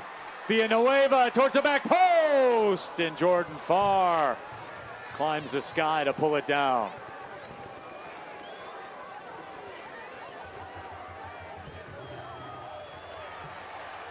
And that one's taken away, and the official will blow the whistle, and about 7,000 unlicensed referees will disagree. Called that foul right in front of the Northern guard, and I guarantee you he is hearing a not safe for work earful on the far side of that pitch. 63rd minute. And John, the stadium's taken a turn here. Just the feel, the kids would call it the vibes. The vibes are different in the last 5 minutes. Like the pressure cooker's amping up. You can feel it in the air. This crowd is willing Detroit City on. It is sports fandom at its root, because they have hope now.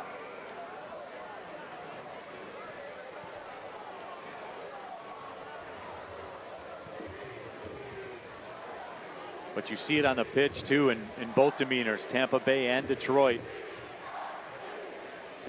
The RPMs are running about 9,000.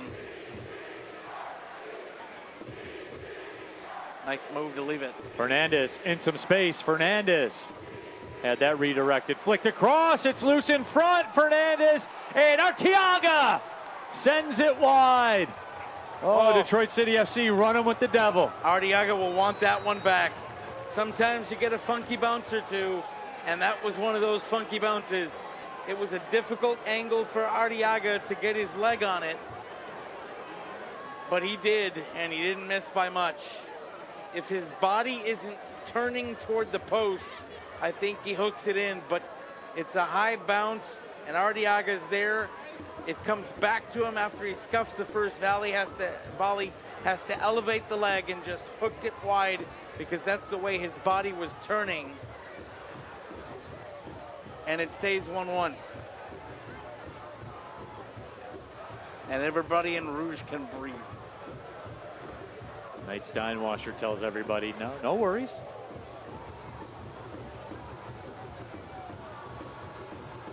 The first attempt by Arteaga, he blocked his own shot, then got it back.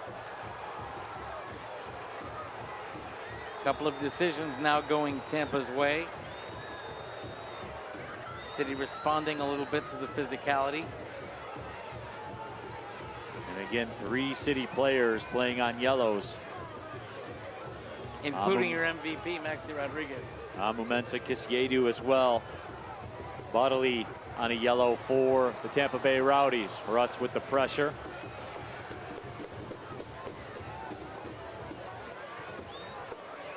Tomo with a nice cut.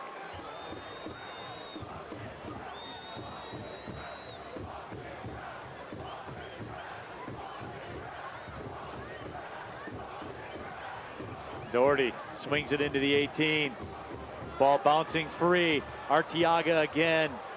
Couldn't do what he wanted to with it.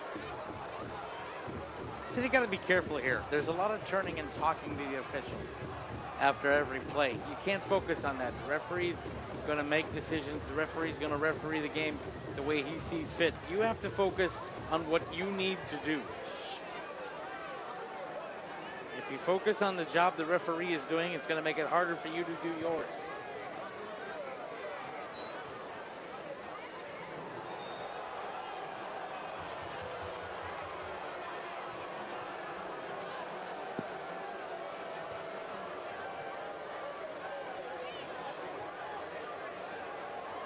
Now the match kind of grinding to a bit of a halt.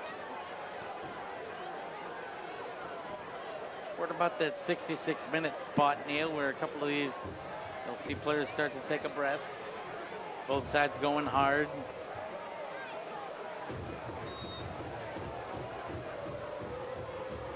And if you're curious, Elvis Amo available tonight, Jessiel Cedeno, James Murphy, Matt Sheldon, Daniel Espeleta, and Brett Levi's.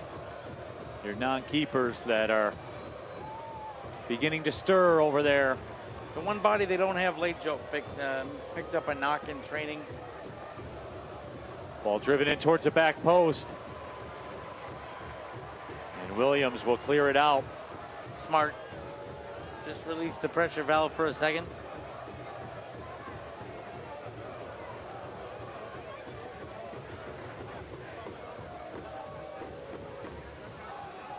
But John, you get the feeling right now, DCFC Tampa Bay Rowdies really taking it to City right now. They sense a vulnerability here after the goal. Turned up the physicality. They're starting to win some of the duels that City was able to take in the first part of the second half. Steinwasser off the line. Got wiped out by some friendly fire with Michael Bryant.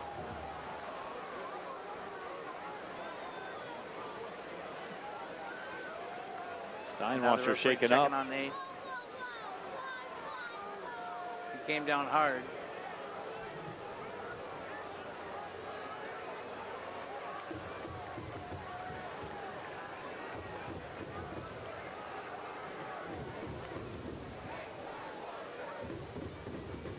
Stephen Carroll. Jennings with the pressure. Pings it up, looking for Villanueva. Can he run it down? It skipped away from him. And Nick Moon will escort that one over the goal line. Moon being physical against Villanueva all the way down the pitch. That was just textbook how to cleanly not allow Villanueva to use his pace.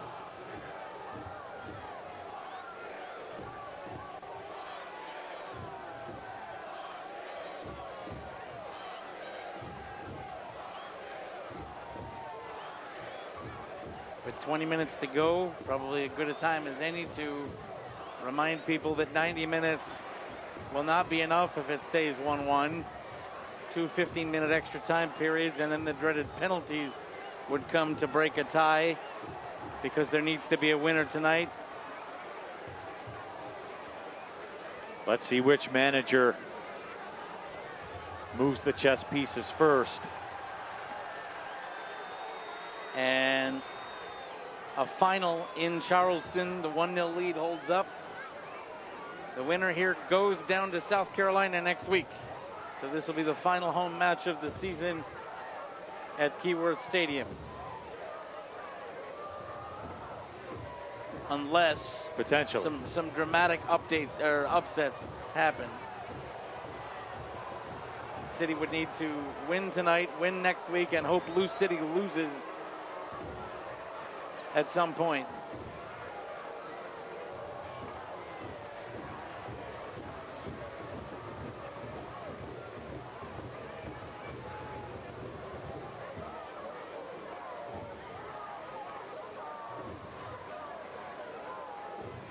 Corner coming up for the Rowdies.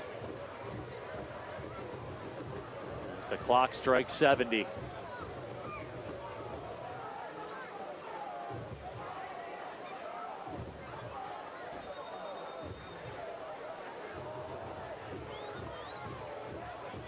And the official blows the whistle, tells everybody to calm down. They will for a second. And they'll be right back to it. Corner comes in, bounces free. Still bouncing, shot blocked by Michael Bryant. Oh, he's going to feel that one for the rest of the night, but that's a unselfish play by Bryant to get in front, and he took a rocket off the leg.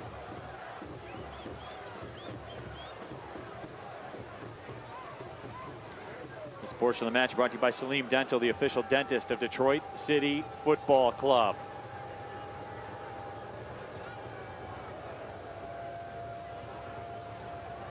Ball in, headed, Steinwasser off the line. Tampa Bay Rowdies continuing to knock at the door, John. Arteaga, again, a nuisance in Steinwasser's box. And the deliveries in have gotten better and better and better from Tampa Bay as the night has moved on. They've really pinned City back here, not allowing a lot of interplay to get the ball forward. City's forays into the Tampa attacking third have been by direct balls in those 1v1 battles you talked about here. Villanueva tracks back, beautiful ball to Morris. City with it for the first time in a while. Morris the cross, played away in a corner coming up for City. And after back and forth we go. After all of that good Tampa possession, here's City with a set piece. It's amazing, John. Everything shrinks. All that possession Tampa's had for the last 15 minutes. Cool story. It doesn't matter right now.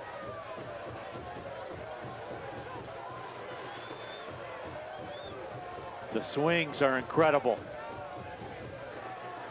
Tampa Bay bracketing Morris.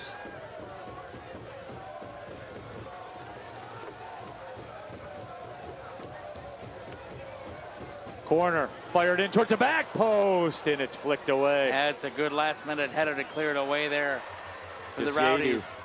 Did well to win that ball. And Williams with the touch. Oh, careful. Arteaga. It took a minute. Now the reserves come back for Detroit City. If Arteaga doesn't stumble over that ball, it's a problem in a hurry. That ball flung into the box. Villanueva, some miscommunication there. Amu Mensah fired it up to Kisiedu. And the Tampa Bay midfield has been excellent in the last quarter hour. Just pinning City back. Yes. Forcing them further and further back in their defensive third. That's a good decision by the referee. Villanueva was muscled off the ball.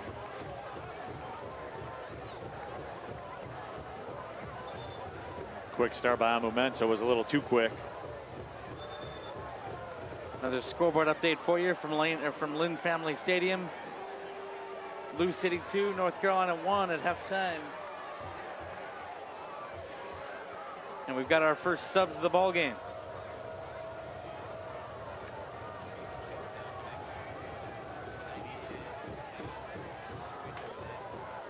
So Joshua Perez coming into the ball game, and Pacific Nyongabiri will make an appearance.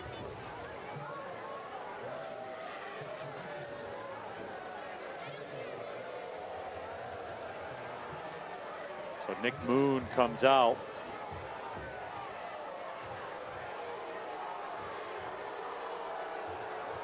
And Leo Fernandez comes out for Tampa Bay.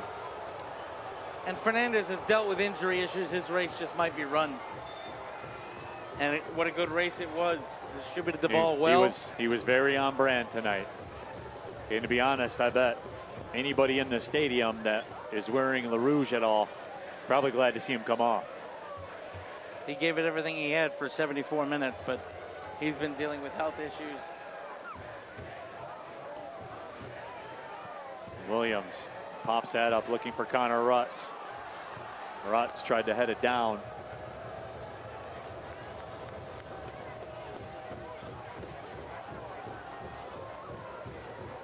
Joshua Perez. And that's taken away. Kisiedu, beautiful ball, feathered ahead. Here's Morris. Morris towards the back post, headed down, and Jordan Farr was waiting on it. And Farr drives it into the Tampa bench. Beautiful Boy, everybody's ball. charged up. Beautiful ball into Morris, and he stumbles over the first attempt. And if he can control that, instead of having it run away from him, he's in 1v1 on Farr, and my money's on Morris.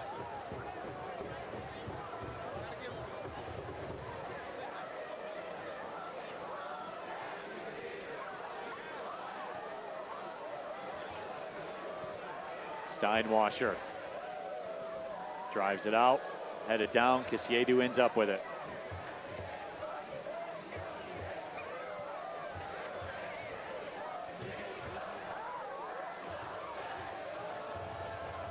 Morris tries to make his way through, lays it off. Maxi Rodriguez was able to settle it down. Here's Amu Mensah. Better shape this from City. They're starting to find some passing lanes through.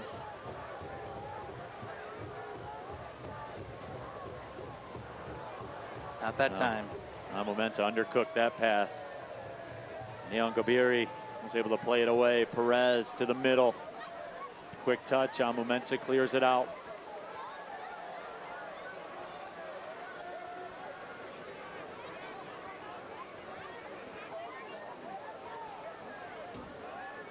Pressure from Perez. He falls back. Jennings assumes the role. Stephen Carroll's going to go. He's got a seam.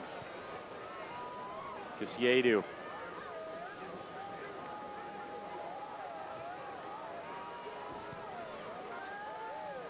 Good spot by Amomensa on the switch. Reese Williams.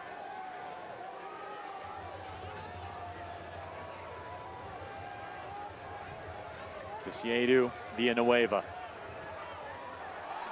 Villanueva taken down. This will be a booking immediately. Nyongabiri gets the yellow.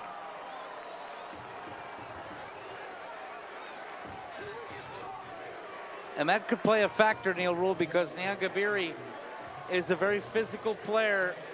He'll go in on those hot challenges, and City can apply some pressure to him now, having just come into the match. Picks up a yellow in only his 3rd minute in the match. That could change some things, and now Ryan Williams.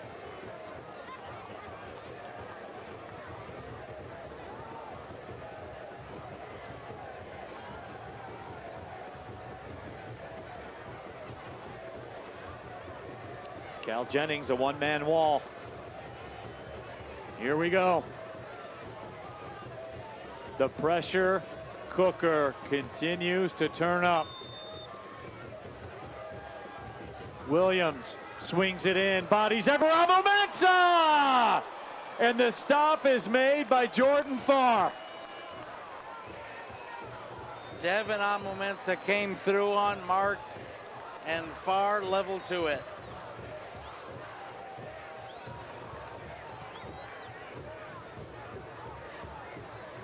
Circle that one on the opportunity list as this match moves on. That and the Arteaga miss.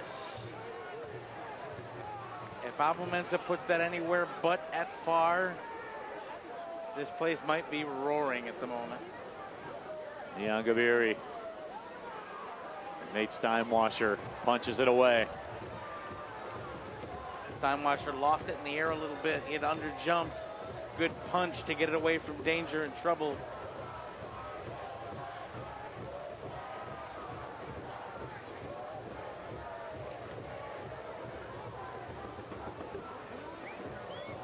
Cal Jennings will come off. Damian Rivera will come in. On loan from the New England Revolution, had a homegrown contract with the Revolution back in 2019. He got his first career goal in his first minute of his first match in the MLS. That's a heck of a way to start. Wonder if somebody had to tell him, hey, it's not this easy all the time. Interesting, by the way, that 2 of that vaunted top 3 have now come off for Tampa Bay Rowdies.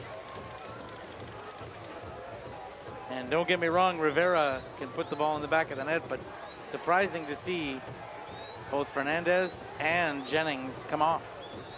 Here's Perez, had some space for a moment. Couldn't collect it the way he wanted to.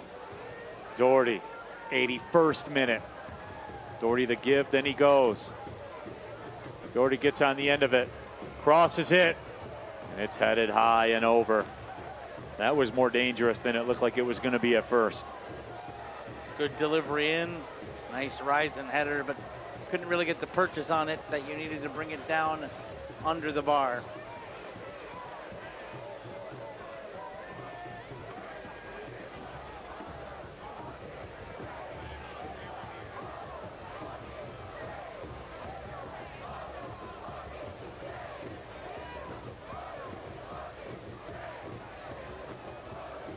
Stephen Carroll slots it across. Carroll gets it back, the captain. A little heavy with that touch. Now Momensa with some space. Boy, Perez has come on and he has not stopped running. Casiedu puts the brakes on. Williams.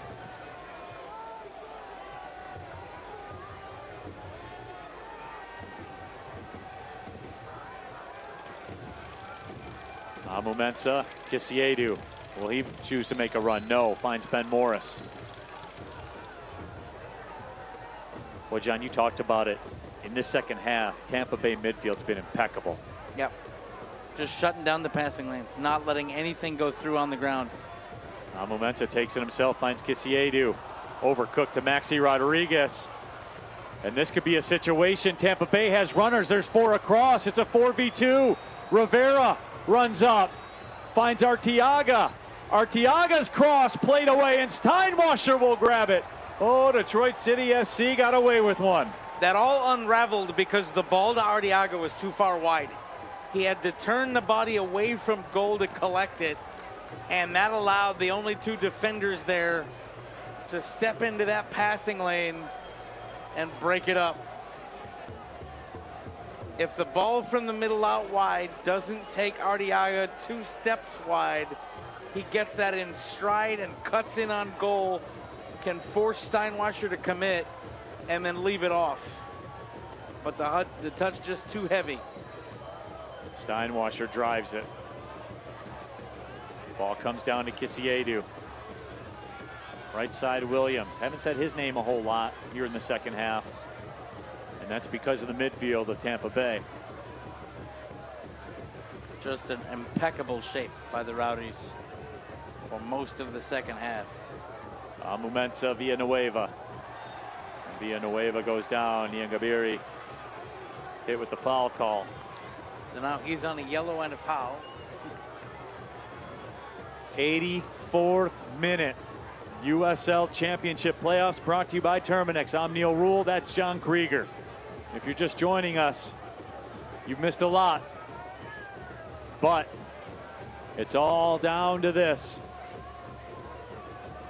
Somebody's playing their final match of the season.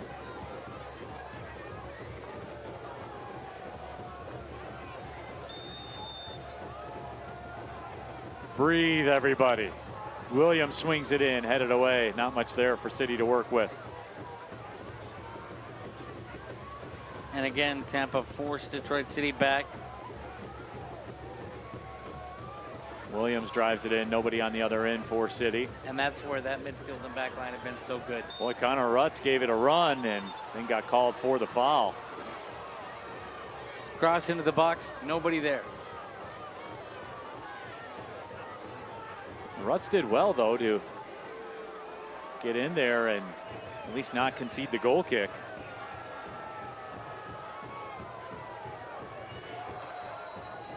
And it looks like Danny Dicchio is about ready to shuffle the deck. Readying themselves, Matt Sheldon and James Murphy.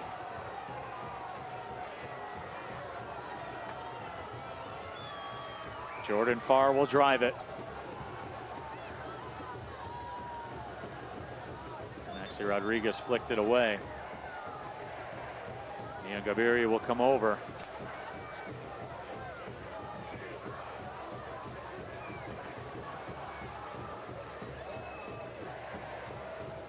So Murphy and Sheldon will come on.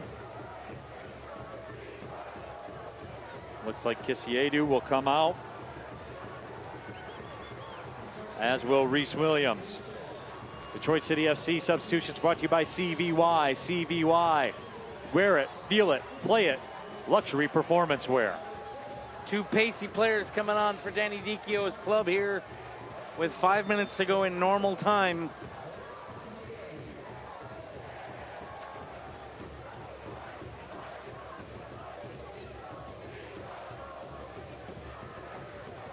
'87th minute. And the foul will go against Detroit City. Sheldon. An inauspicious beginning.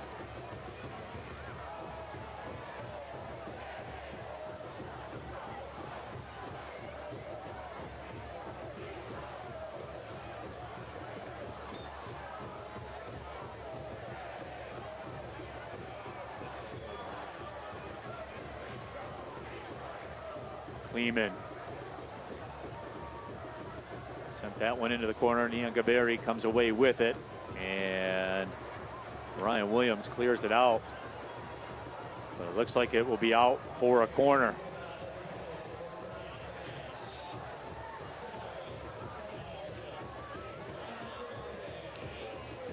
Over 7,000 in the house tonight, Neil Rule, to watch this outstanding playoff match. City fans have showed up and shown out, as they always do.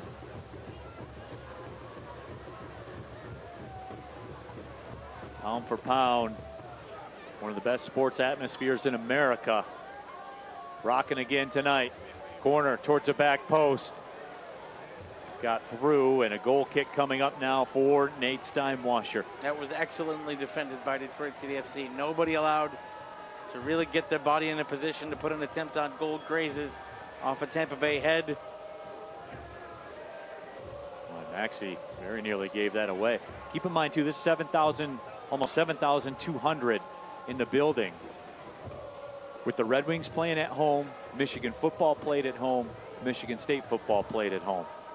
So you're talking 180,000 fans at those three matches. And City, you can't even get a ticket.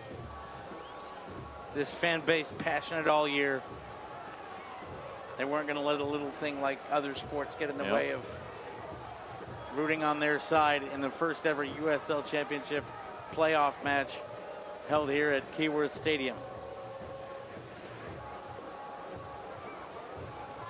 The last time this fan base saw playoff action was in a different league. The NISA championship game that, of course, City won over LA Force. Stephen Carroll will swing it back.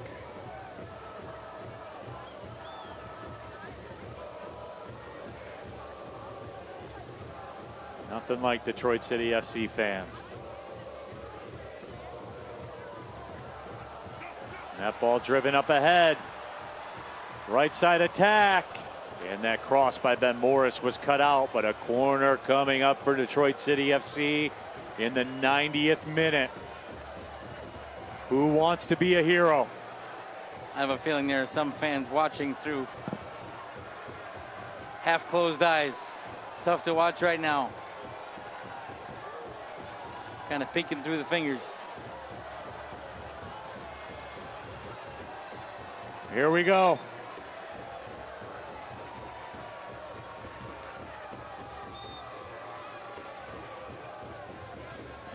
Corner sent in, headed down by Bryant.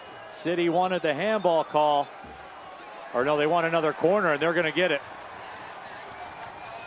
Tampa Bay wanted perhaps a hand. They didn't get it either. So we do it all again.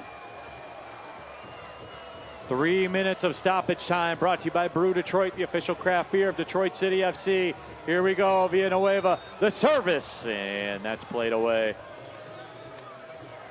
And a whistle went against Detroit City FC, I believe. Can't hear it. Crowd's too loud in here. It is rocking.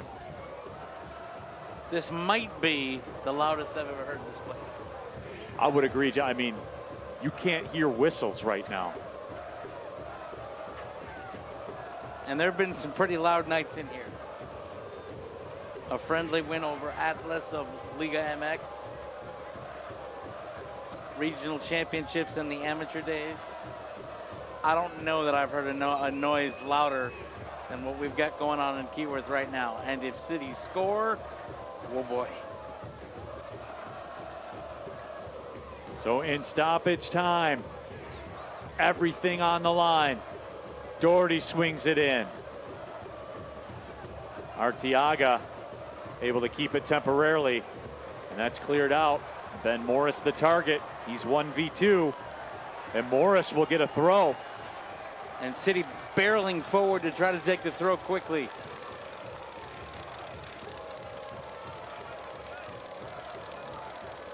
That's sent into Amu Mensah.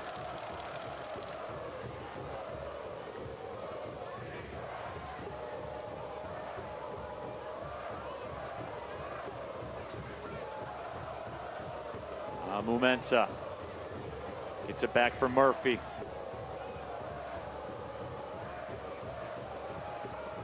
Just nowhere for City to go. Got to watch with the crossfield pass. You can't undercook them. Tampa challenging every pass right now.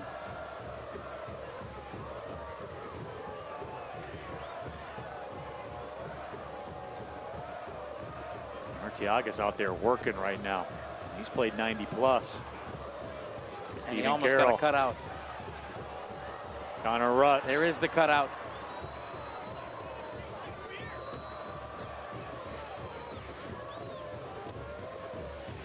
Rivera played it up, and a throw coming for City.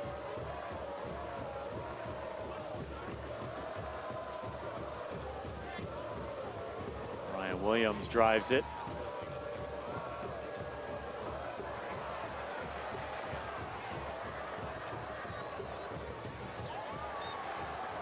Villanueva goes down, gets the whistle. So there can't be long left now. I would say about 30 seconds at most. Get everybody forward, send one deep, set something up.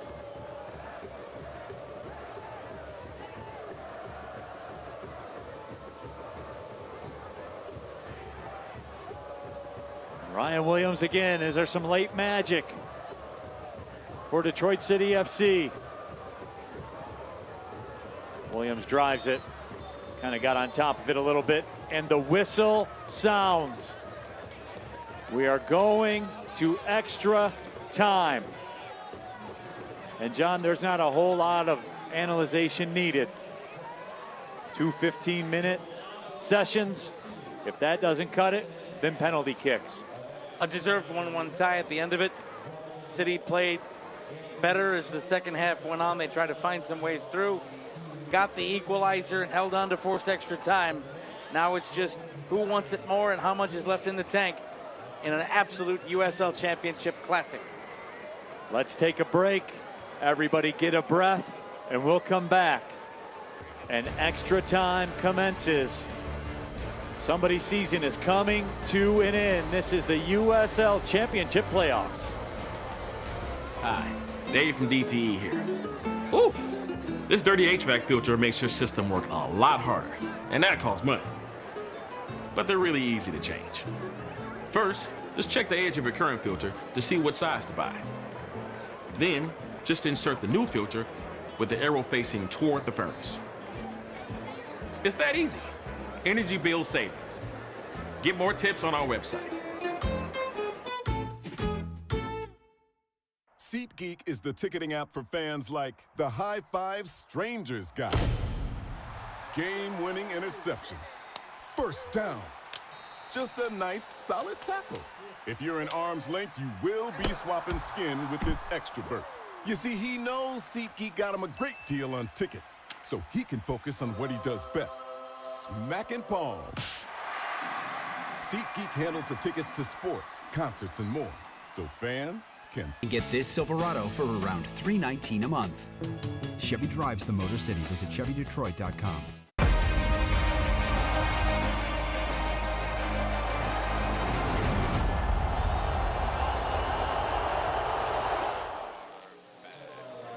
Welcome back inside historic Keyworth Stadium. 1-1. We go to the first extra time session. And John, either way, we're playing 30 more minutes, broken up into two halves, I guess you could say. If that doesn't decide this, we will go to penalties. Got to work a little overtime tonight, partner. You know what? I wouldn't have it any other way. Would you? No, sir.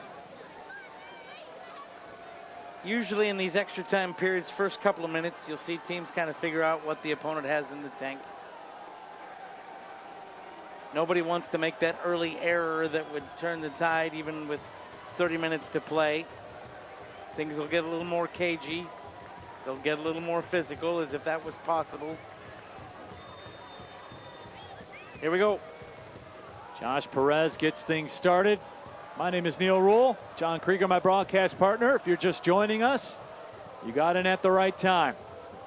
All to play for here at Keyworth. Tampa Bay Rowdies took the lead in the 19th minute. A beautiful corner kick conversion. Cal Jennings finished it off. We went to the locker rooms. The Rowdies holding the 1-0 edge. Then what went in the books as an own goal by Nick Moon in the 49th minute. You could have given it to Maxi. You could have given it to Ben Morris. Doesn't really matter. The moral of the story, that is where we stand, 1-1.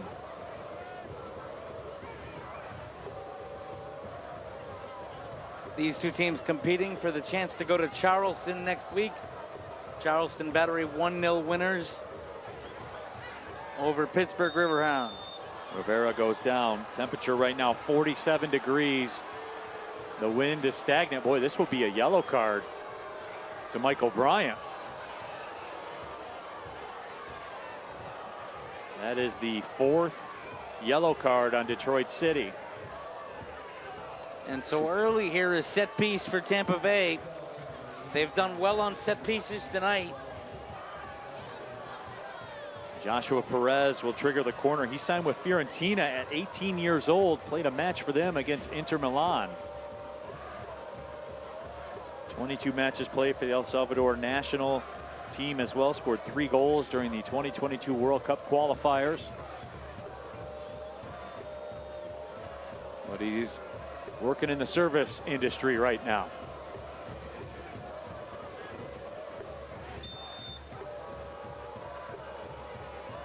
This ball will be hooking.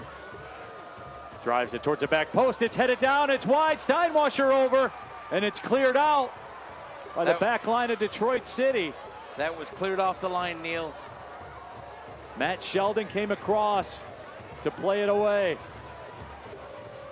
So the first chance of extra time goes to the Rowdies. Very good set piece. Bounced around.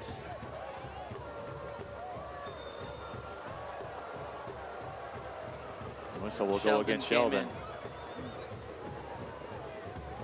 Looks like he used the back of Bodley as a kind of a step ladder. Not legal. The flag might have also gone up there. I believe that is the case. All the way tucked there over in the corner. Nice spot up here in the press box.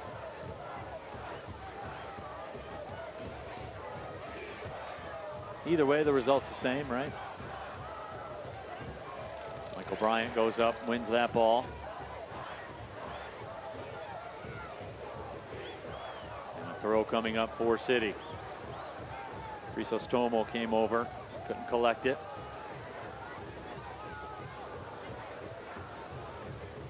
Fun weekend of USL Championship playoffs. I am really looking forward to tomorrow's Eastern Conference match, Neil, that Indy 11 Rhode Island match, because that's 2 clubs whose owners have really committed to Rhode Island new in the league and Indy 11 completely restructuring their squads. That's going to be a fun one to watch. 2 clubs that I think their ownership groups are going to have them at the forefront of things for a while. What a fun first weekend of the playoffs it's been.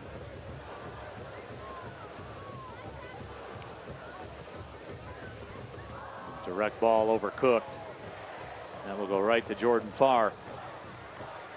It's funny, John, when you bring those matchups up, you go back and think about calling the early season matchups and everything. And I think it's understated. We start this right around St. Patrick's Day.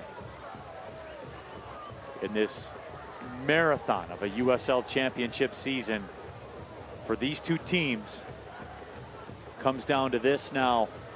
Final 20 minutes and change, and if not, all that work, all that travel, fighting through injuries, all of it comes down to this moment. That's what makes this league special. You know, people take a look, and you mentioned it starts around in March and then heads through to Halloween and this weekend.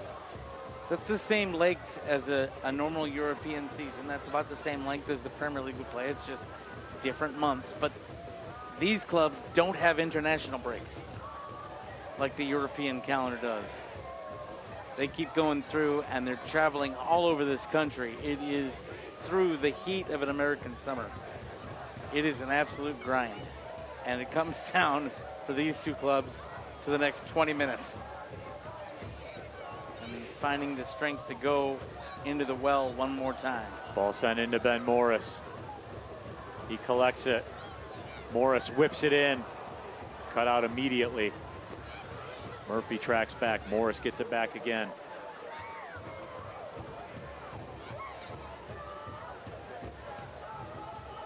Maxi comes up to get it. Deflected away from Maxi and cleared out. Crisostomo took 0 chances. Nice job by the 2 defenders on Maxi to just make it difficult for him to step through.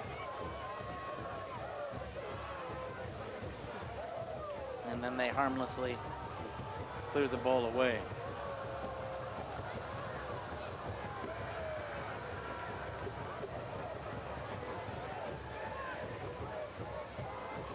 Maxi, a little heavy, but able to get it back. Sheldon makes a run. Ball slotted up. Can Sheldon get there first? He does. His cross is played away. That's a beautiful job by Sheldon to win the corner. I'm not sure he had the body position to actually get the ball in on goal, but what he knew he could do was use the defender and set up the set piece. And that's a heady play. Maxi gets the fortunate bounce to be able to leave it through for Sheldon. So corner coming up for Detroit City FC.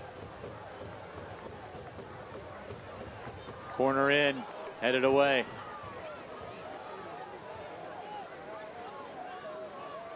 Williams will come over for the throw. Finds Stephen Carroll.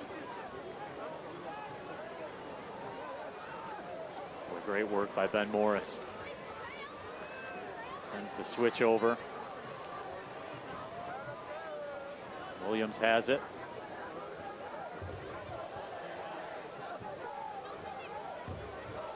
Once again, City turned away. That pass overcooked. And those are the kind of things you sometimes see when players get a little leggy. Pace of this game is slowed a little bit here in the early part of extra time.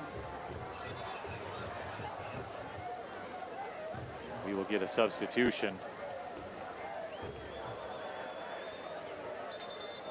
And it looks like Bodley is going to come off, and Eddie Munjoma will come on. Munjoma played 33 matches for Phoenix over the last 2 seasons before coming to Tampa Bay. Played his college soccer at SMU.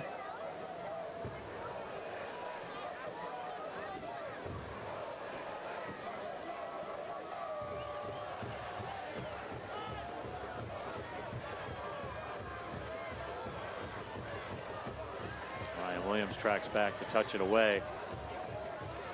But a throw coming in from the corner. 8.5 minutes in to our first extra time session.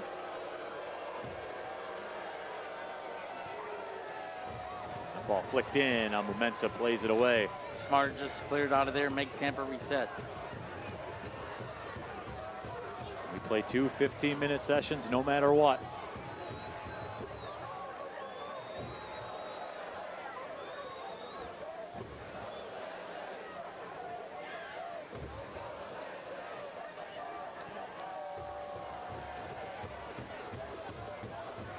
Bryant comes flying through the air to head it away. Maxi Rodriguez nearly took it away. Perez leaves it along the line. That cross cut out, boy. Off the head. Yes, it was.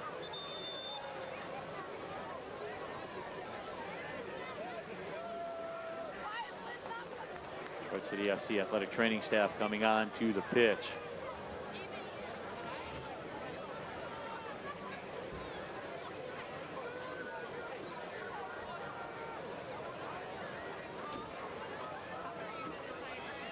By the way, in terms of subs, Tampa Bay have used 4.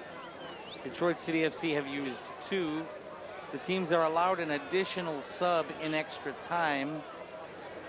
So City could make up to 4 changes should they wish. And Tampa is allowed to bring in 2 additional players should they wish.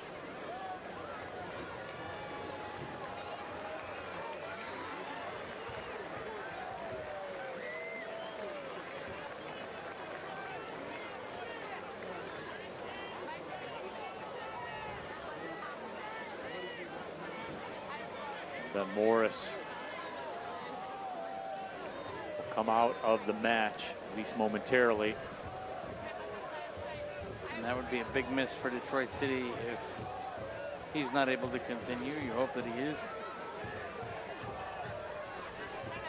So Morris We'll drop off the water bottle and be ready to go. And Elvis Amo taking off his jacket right now, walking up over towards the coaching staff.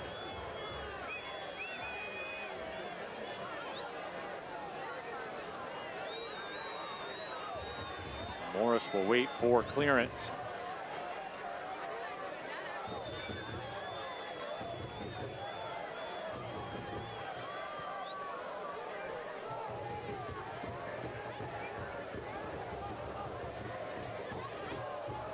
Ian tracks back towards the middle of the pitch. Detroit City FC screaming for Morris to be allowed on, and now the referee will wave him back in.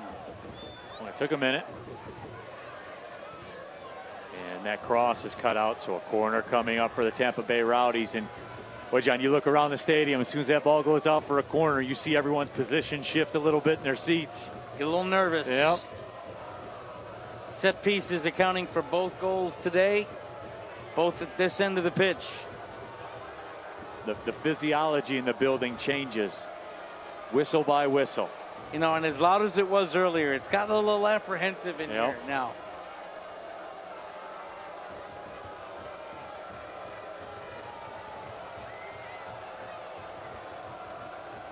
Here we go. 13th minute. Ball sent in towards the back post. It's flicked away by Michael Bryant. Now it comes free. Just touched away, stepping up. That shot blocked by Connor Rutz. That other shot blocked again. Don't get too cute. Get it out of there.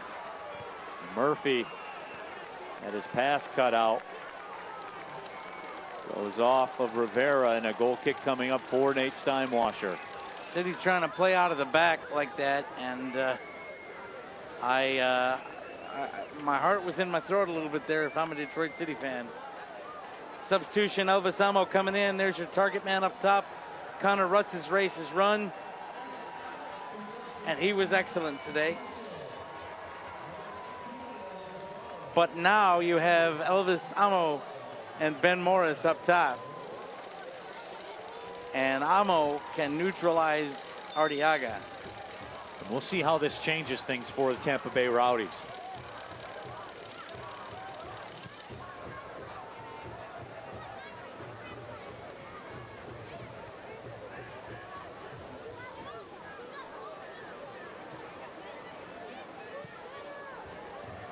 Maxi Rodriguez. Switch. Yep. Tried to. Bryant will flick that one back to Steinwasher. Use the head, let Nate catch, and redistribute. 5 across the back again for Tampa Bay. Even without Jennings and Fernandez in the lineup, they were subbed off some time ago. Still letting that forward line act as its own unit, safeguarding against City on the counter. Michael Bryant. Maxi's jumping up onto the attack line, as has Villanueva. So City fighting fire with fire.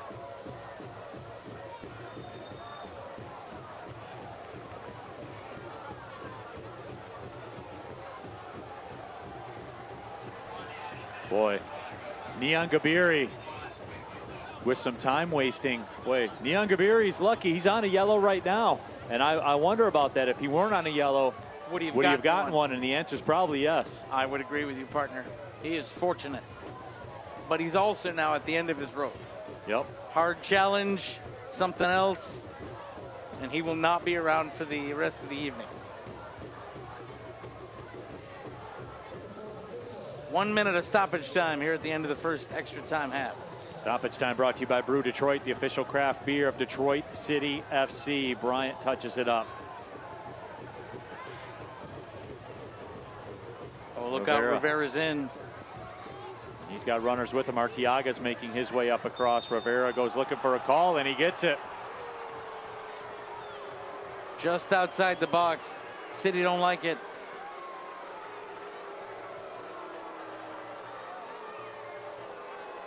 Ball came through. Rivera forward into space. Defender coming back. Oh, he went down a little easy there, Neil. but you never want to put yourself, that's a referee trailing behind the play and the defender comes in, and you don't want to put yourself in a position for the official to make a call. But that's a tough decision. But at any rate, they got to deal with it. Lewis Hilton's up there with Joshua Perez. And no doubt this will be the final moment of the first extra time session.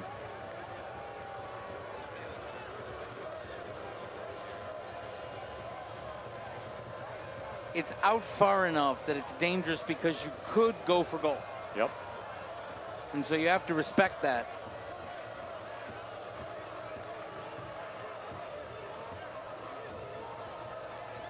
If it's going to go to goal, you would figure it'd be Lewis Hilton. If it's going to be service, it'll be Perez. Hilton drives it right at Nate Steinwasser. And Hilton put some pace behind it, Neil. If Nate wasn't in that spot, that's a great read by Steinwasser. That's tough to save. And that will conclude the first extra time session. We will keep it here. Neil Rule, John Krieger here with you. And we'll just bring you up to speed with how we got here. This thing all started back in the 19th minute. Detroit City FC opened this match, applying all the pressure, having all the run of play. And the one and only time Tampa Bay Rowdies got a set piece, they delivered. It was Cal Jennings. And that's what you want if you're the Rowdies. And Jennings able to get in there with Arteaga on the other post and a beautiful header to score.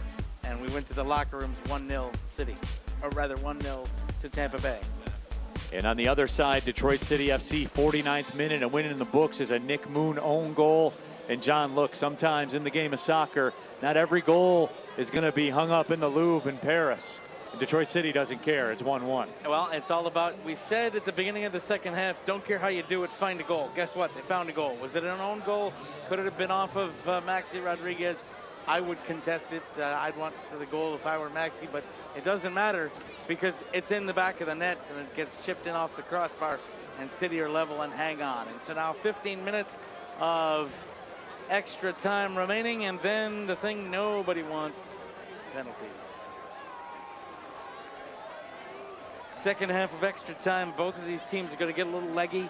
The biggest thing, Neil Rule, even more so than getting forward and trying to find that goal, is to make sure you're shored up and playing good technical football. You want to make sure you come to your passes, put enough power behind the passes. Respect the fact that your body is tired. Respect the fact that everybody's gone this far into the match. And don't short arm it to give a free and easy one the other way. Keep your back line shape. This is where the fundamentals come into play with 105 minutes already on everybody's legs and on the clock. 15 minutes left. Neil Rule, John Krieger here with you. The second extra time session. Historic Keyworth Stadium. We're in Hamtramck.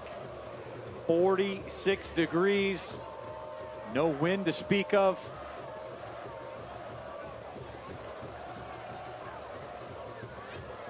But the fact remains, just 15 minutes and possibly some penalties left in somebody's season.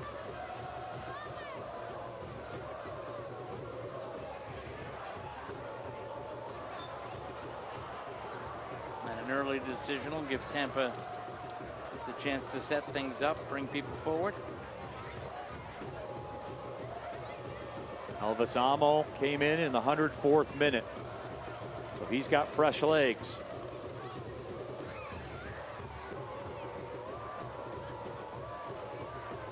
He sits up top for Detroit City.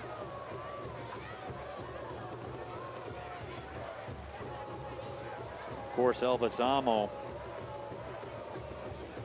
had the goal against Tampa in the 1-1 draw, and that was down a man. And to be real about it, it was kind of a similar setup where he was up top on the island and just made something happen. He is dynamic. And he can do that. He's a player like Arteaga that can just be that tall player that can find things, make things happen. create situations,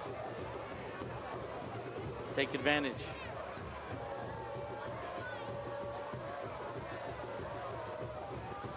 Again, Tampa 5 across the back.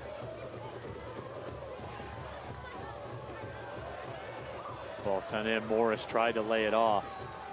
Differently though, it's not a static 3 up top for the Rowdies.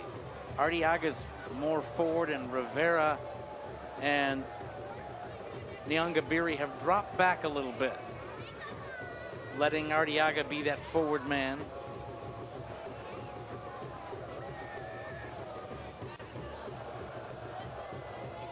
There again, plays that one up ahead. Some space in the middle. Rivera lays it out. More space on the left side. Back to the top of the D, and that shot will be launched over everything by Crisostomo. That's a tantalizing shooting lane, but that body positioning was not good. Got the foot underneath it. Put it over top the bar.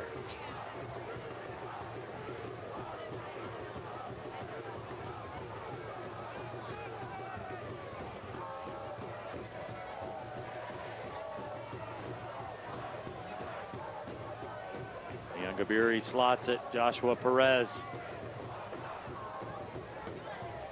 Perez will cross it. Stephen Carroll cuts it away. Amo heads it away. Lewis Hilton, though, able to keep it. Great ball by Nyangabiri.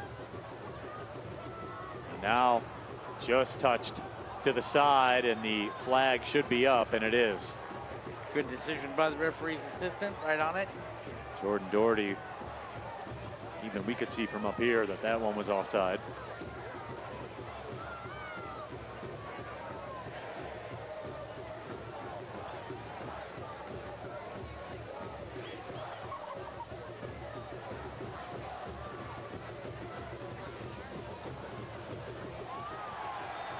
That should be a foul, and it will be.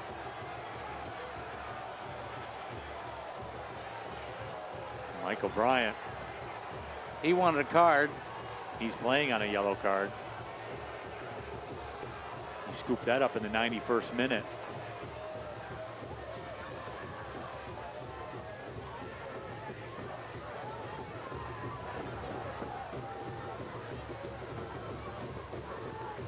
Carroll looks for Amo. Amo makes his turn. He has it. Amo into the 18. Amo taken down. Official says play on. City fans will want a penalty. That's a tough penalty to give. The ball was away from Amo, and he may have even been off the field of play at the time that he was taken down.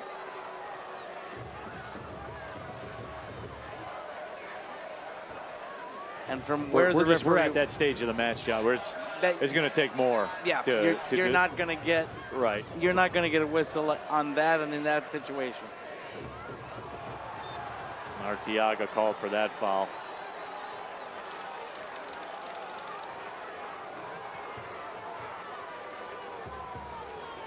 Brett Levi's will come into the match for Detroit City FC. Villanueva down with some cramps. Villanueva literally gave every drop of hydration he had out there tonight. He will be able at the end of the night to answer the question honestly. Do you have anything left in the tank? No. No. I gave you it all.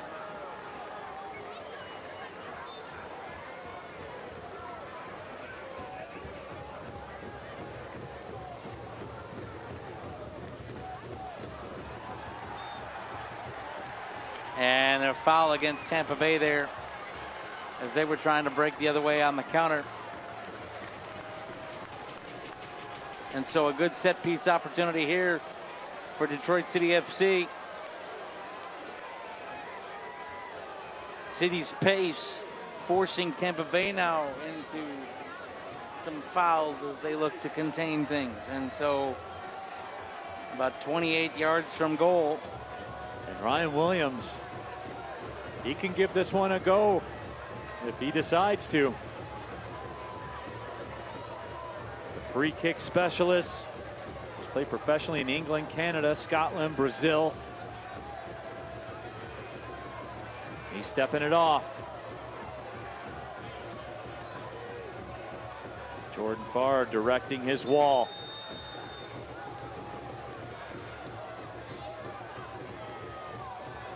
Williams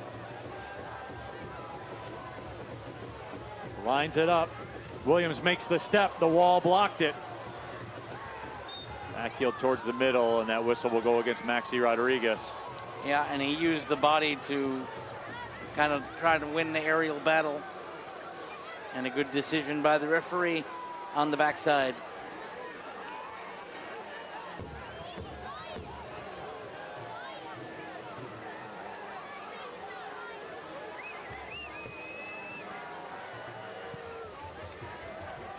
Jordan Farr wings it over to Doherty. Now it's Tampa's passes that are starting to get cut out a little bit. That's going to be a foul on Amo. Use the arm to clear out. Arm got a little extended, it looked like.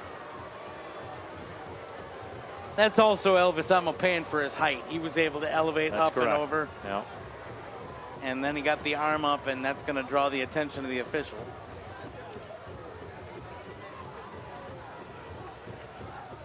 Michael Bryant flicks that one out of the 18. That ball cut out. A corner upcoming now for the Rowdies, and now the pendulum shifts.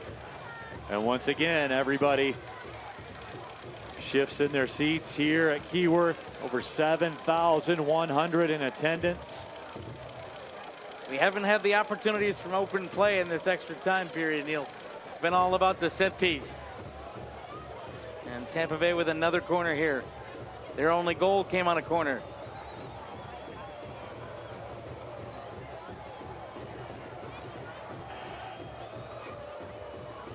Here we go. Corner swung in. Michael Bryant off the header from Bryant. That shot is slotted just wide of the left post. Steinwasser. He slots it out to Murphy.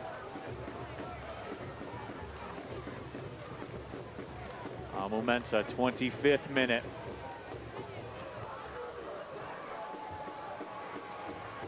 That ball given away by City.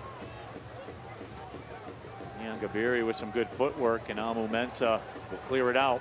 That's what we're talking about there, Neil. That pass just short. Receiver didn't come to the ball. Easy cutout. And all of a sudden, Tampa had the opportunity to come back the other way.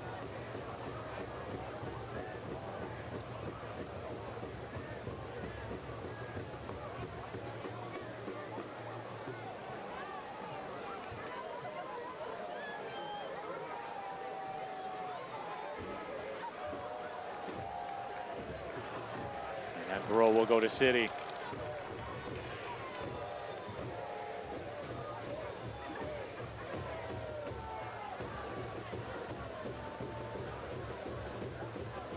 Tampa Bay Rowdies turning up the pressure. City have to watch. A couple of high bounces, a couple of heavy touches. Tampa Bay ready to key on those. Mariah bangs away. Amo takes a shove in the back, still able to turn with it. Amo taken down. Referee playing advantage. And Maxi Rodriguez taken down from behind. And that will be a booking. And should be.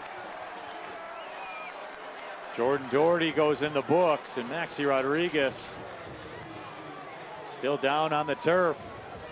But we will get another free kick opportunity. Ryan Williams will step over one more time. The ball threw toward Maxi. He was never given an opportunity to compete for it. Doherty just came in and cleared him out. Another defender back.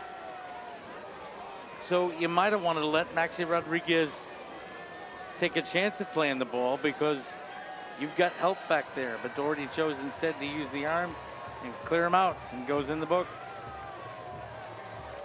Full time. The number 1 seed is through. Lou City 3, North Carolina FC 2. A late goal not enough. So Lynn Family Stadium will host a playoff game next week. They'll get the winner of Indy 11 and Rhode Island.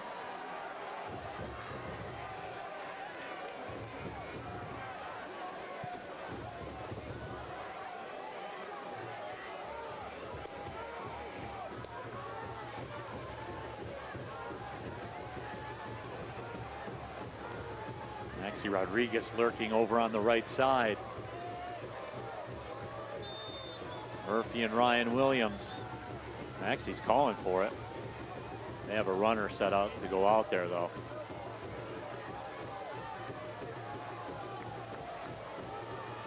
Might this be a moment for something off the training ground? Williams steps into it, drives it, and what a stop by Farr! Rebound still live. Maxi goes towards the back post. Amu Mensah, Amo in the mix. Got a foot on it. And Neon Gabiri. And this will be a booking for Stephen Carroll as he spiked the ball into the ground. Uh-oh. And then another booking will go to Murphy.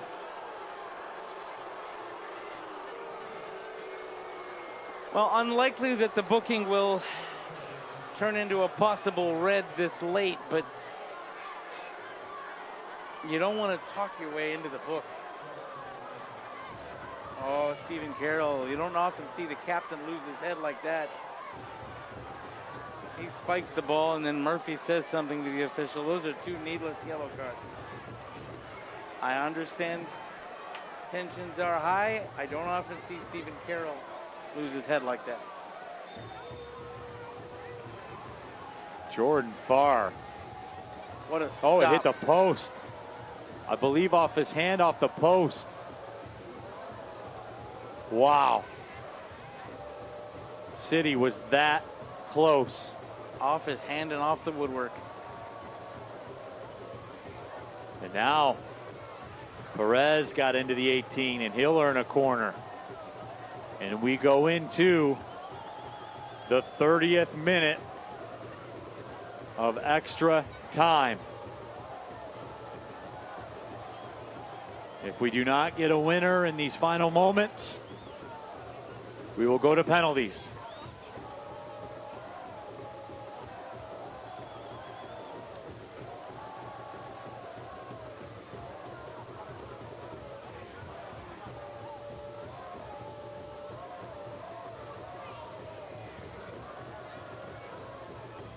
Corner comes in towards the back post. It's headed down. And a handball called against Tampa. And if you're a City faithful, you saw the referee point to his hand and you're hoping it wasn't against you in that mesh of bodies. City knew it right away, it looked like.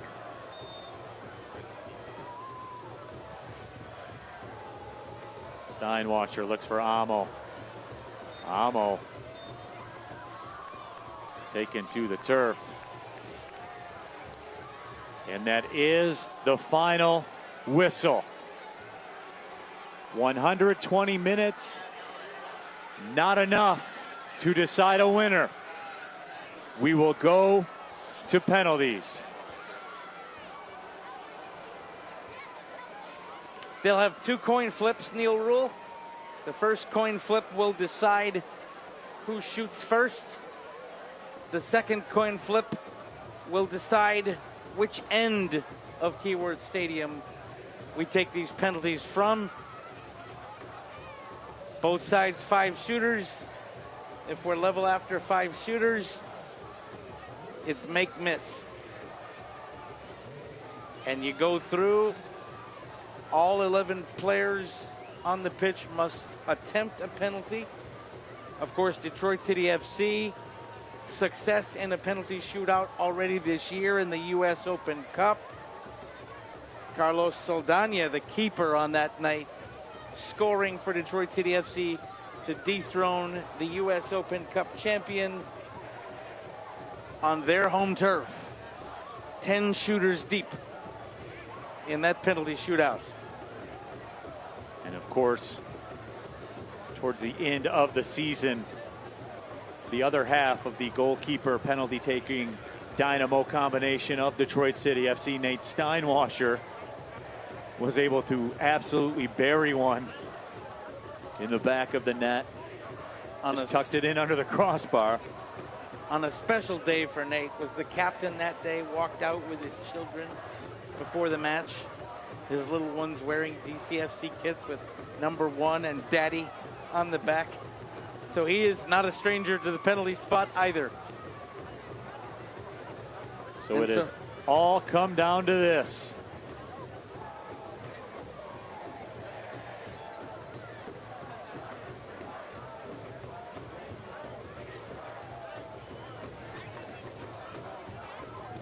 And everybody talks about the book on penalty tape. Where do they like to go? What angles do they like to use? John, this is about what's in your gut, right? Yes, it's again. Look, there are not enough penalties assessed where you can have a book on several penalty takers.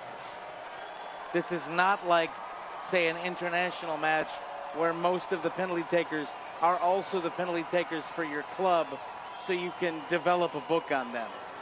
It's all about reading. It's all about who is first to commit, whether the keeper commits and the penalty taker is able to read that and go, or whether the penalty taker commits and the keeper can guess right and put a hand to it. And Tampa will shoot first. Manuel Arteaga,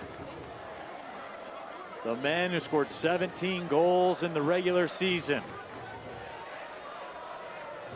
will put it on the spot first.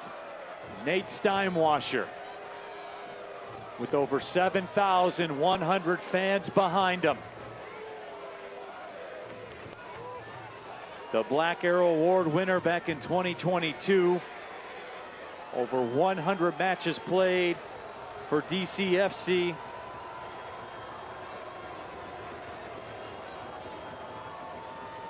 And Nate Steinwasser looks like he's ready to go.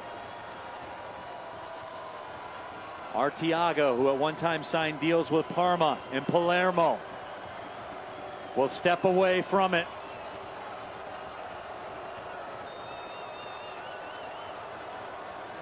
Here we go.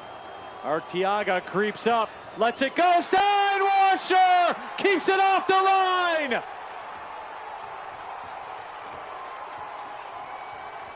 And pumps his fist, and the crowd goes absolutely insane here at Keyworth.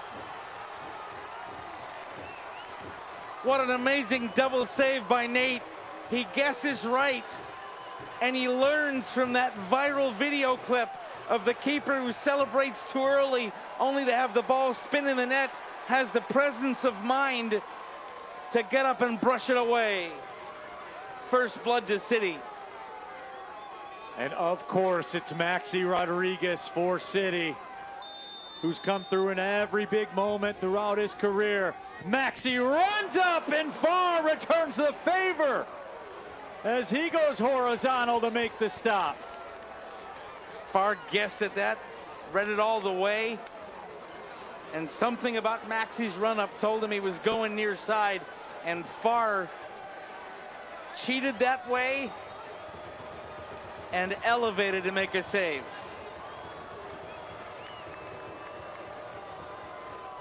The keeper's on display.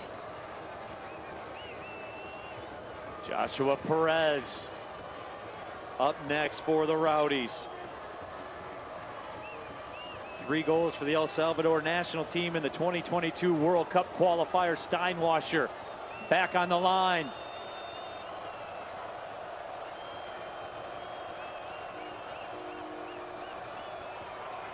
Perez runs out, Steinwasser closes the door again. And the train whistle in the background seems to herald City's keeper as he makes another stop. Nate Steinwasser, 2 brilliant saves. The second one, an elevation. That will bring up James Murphy, the USL Championship veteran. Murphy runs up. Murphy right to the middle, and Far was waiting on it. Not a well-taken penalty. at all. I think Murphy was of two minds there, and he was trying to jitter and juke to get far to commit and then kind of Panenka it down the middle. But if you don't sell that run up well, it's going to be easily collected by the keeper and just a chip into the waiting arms of Farr. Not a well taken penalty. Eddie Manjoma.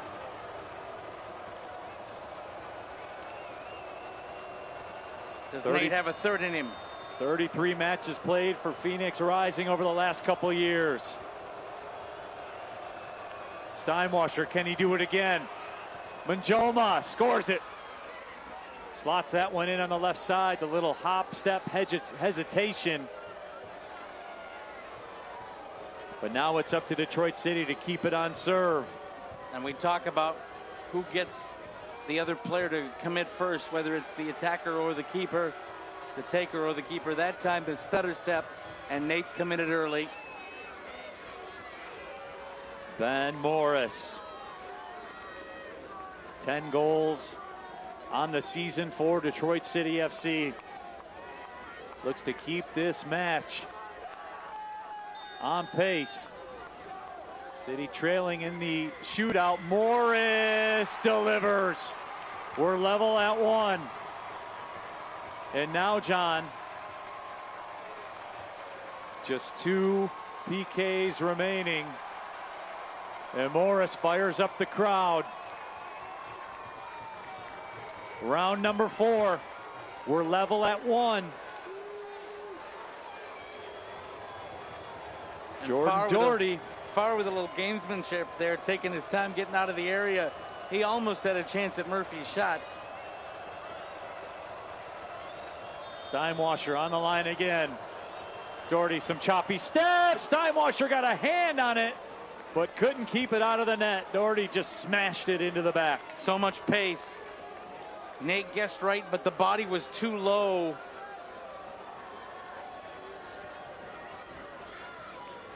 And off the hand and into the roof of the net. Elvis Amo looking to keep this penalty shootout on serve. Little gamesmanship by Farr there, shouting out at Amo.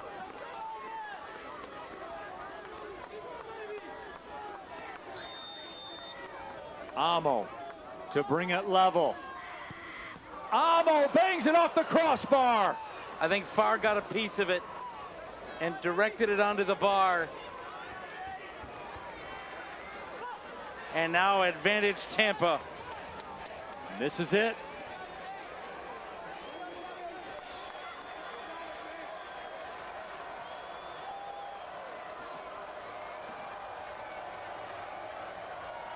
This is round 5.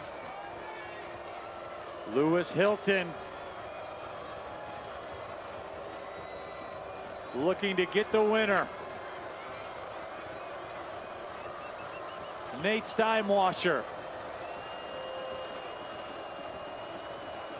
All that's in the way of a Rowdies victory.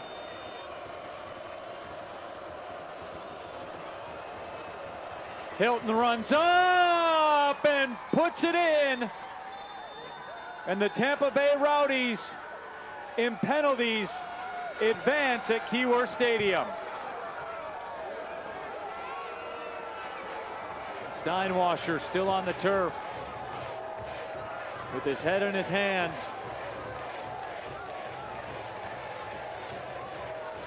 But Nate Steinwasser, John, did just about everything you can do as a keeper.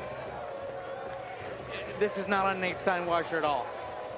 Well earned to Tampa Bay, well earned to the Rowdies. Penalties are a lottery. Their keeper went pace for pace with Steinwasser. Jordan Farr did in the first 2 penalties. An outstanding USL Championship playoff match. Congratulations to the Rowdies for moving on. But frankly, Neil Rule, if your keeper makes 2 saves, you should win a penalty shootout. It's not on Steinwasser. Steinwasser Gave everything he had in the season. Comes to an end for Detroit City FC, their best season during their time in USL Championship.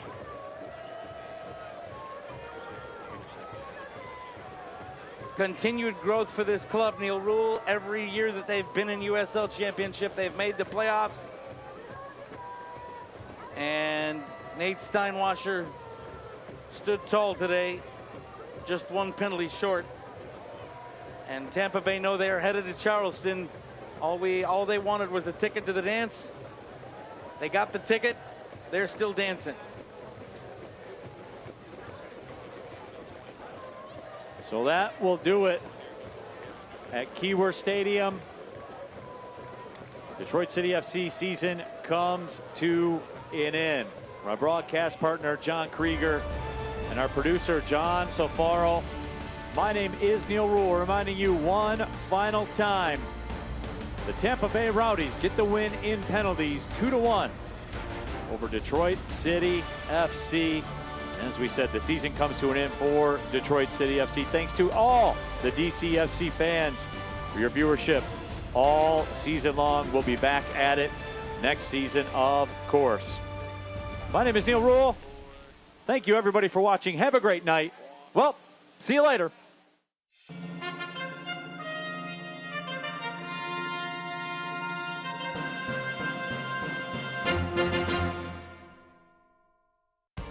This copyrighted telecast of the United Soccer League Championship cannot be retransmitted, rebroadcast, or reproduced without the expressed written consent of the United Soccer League Championship.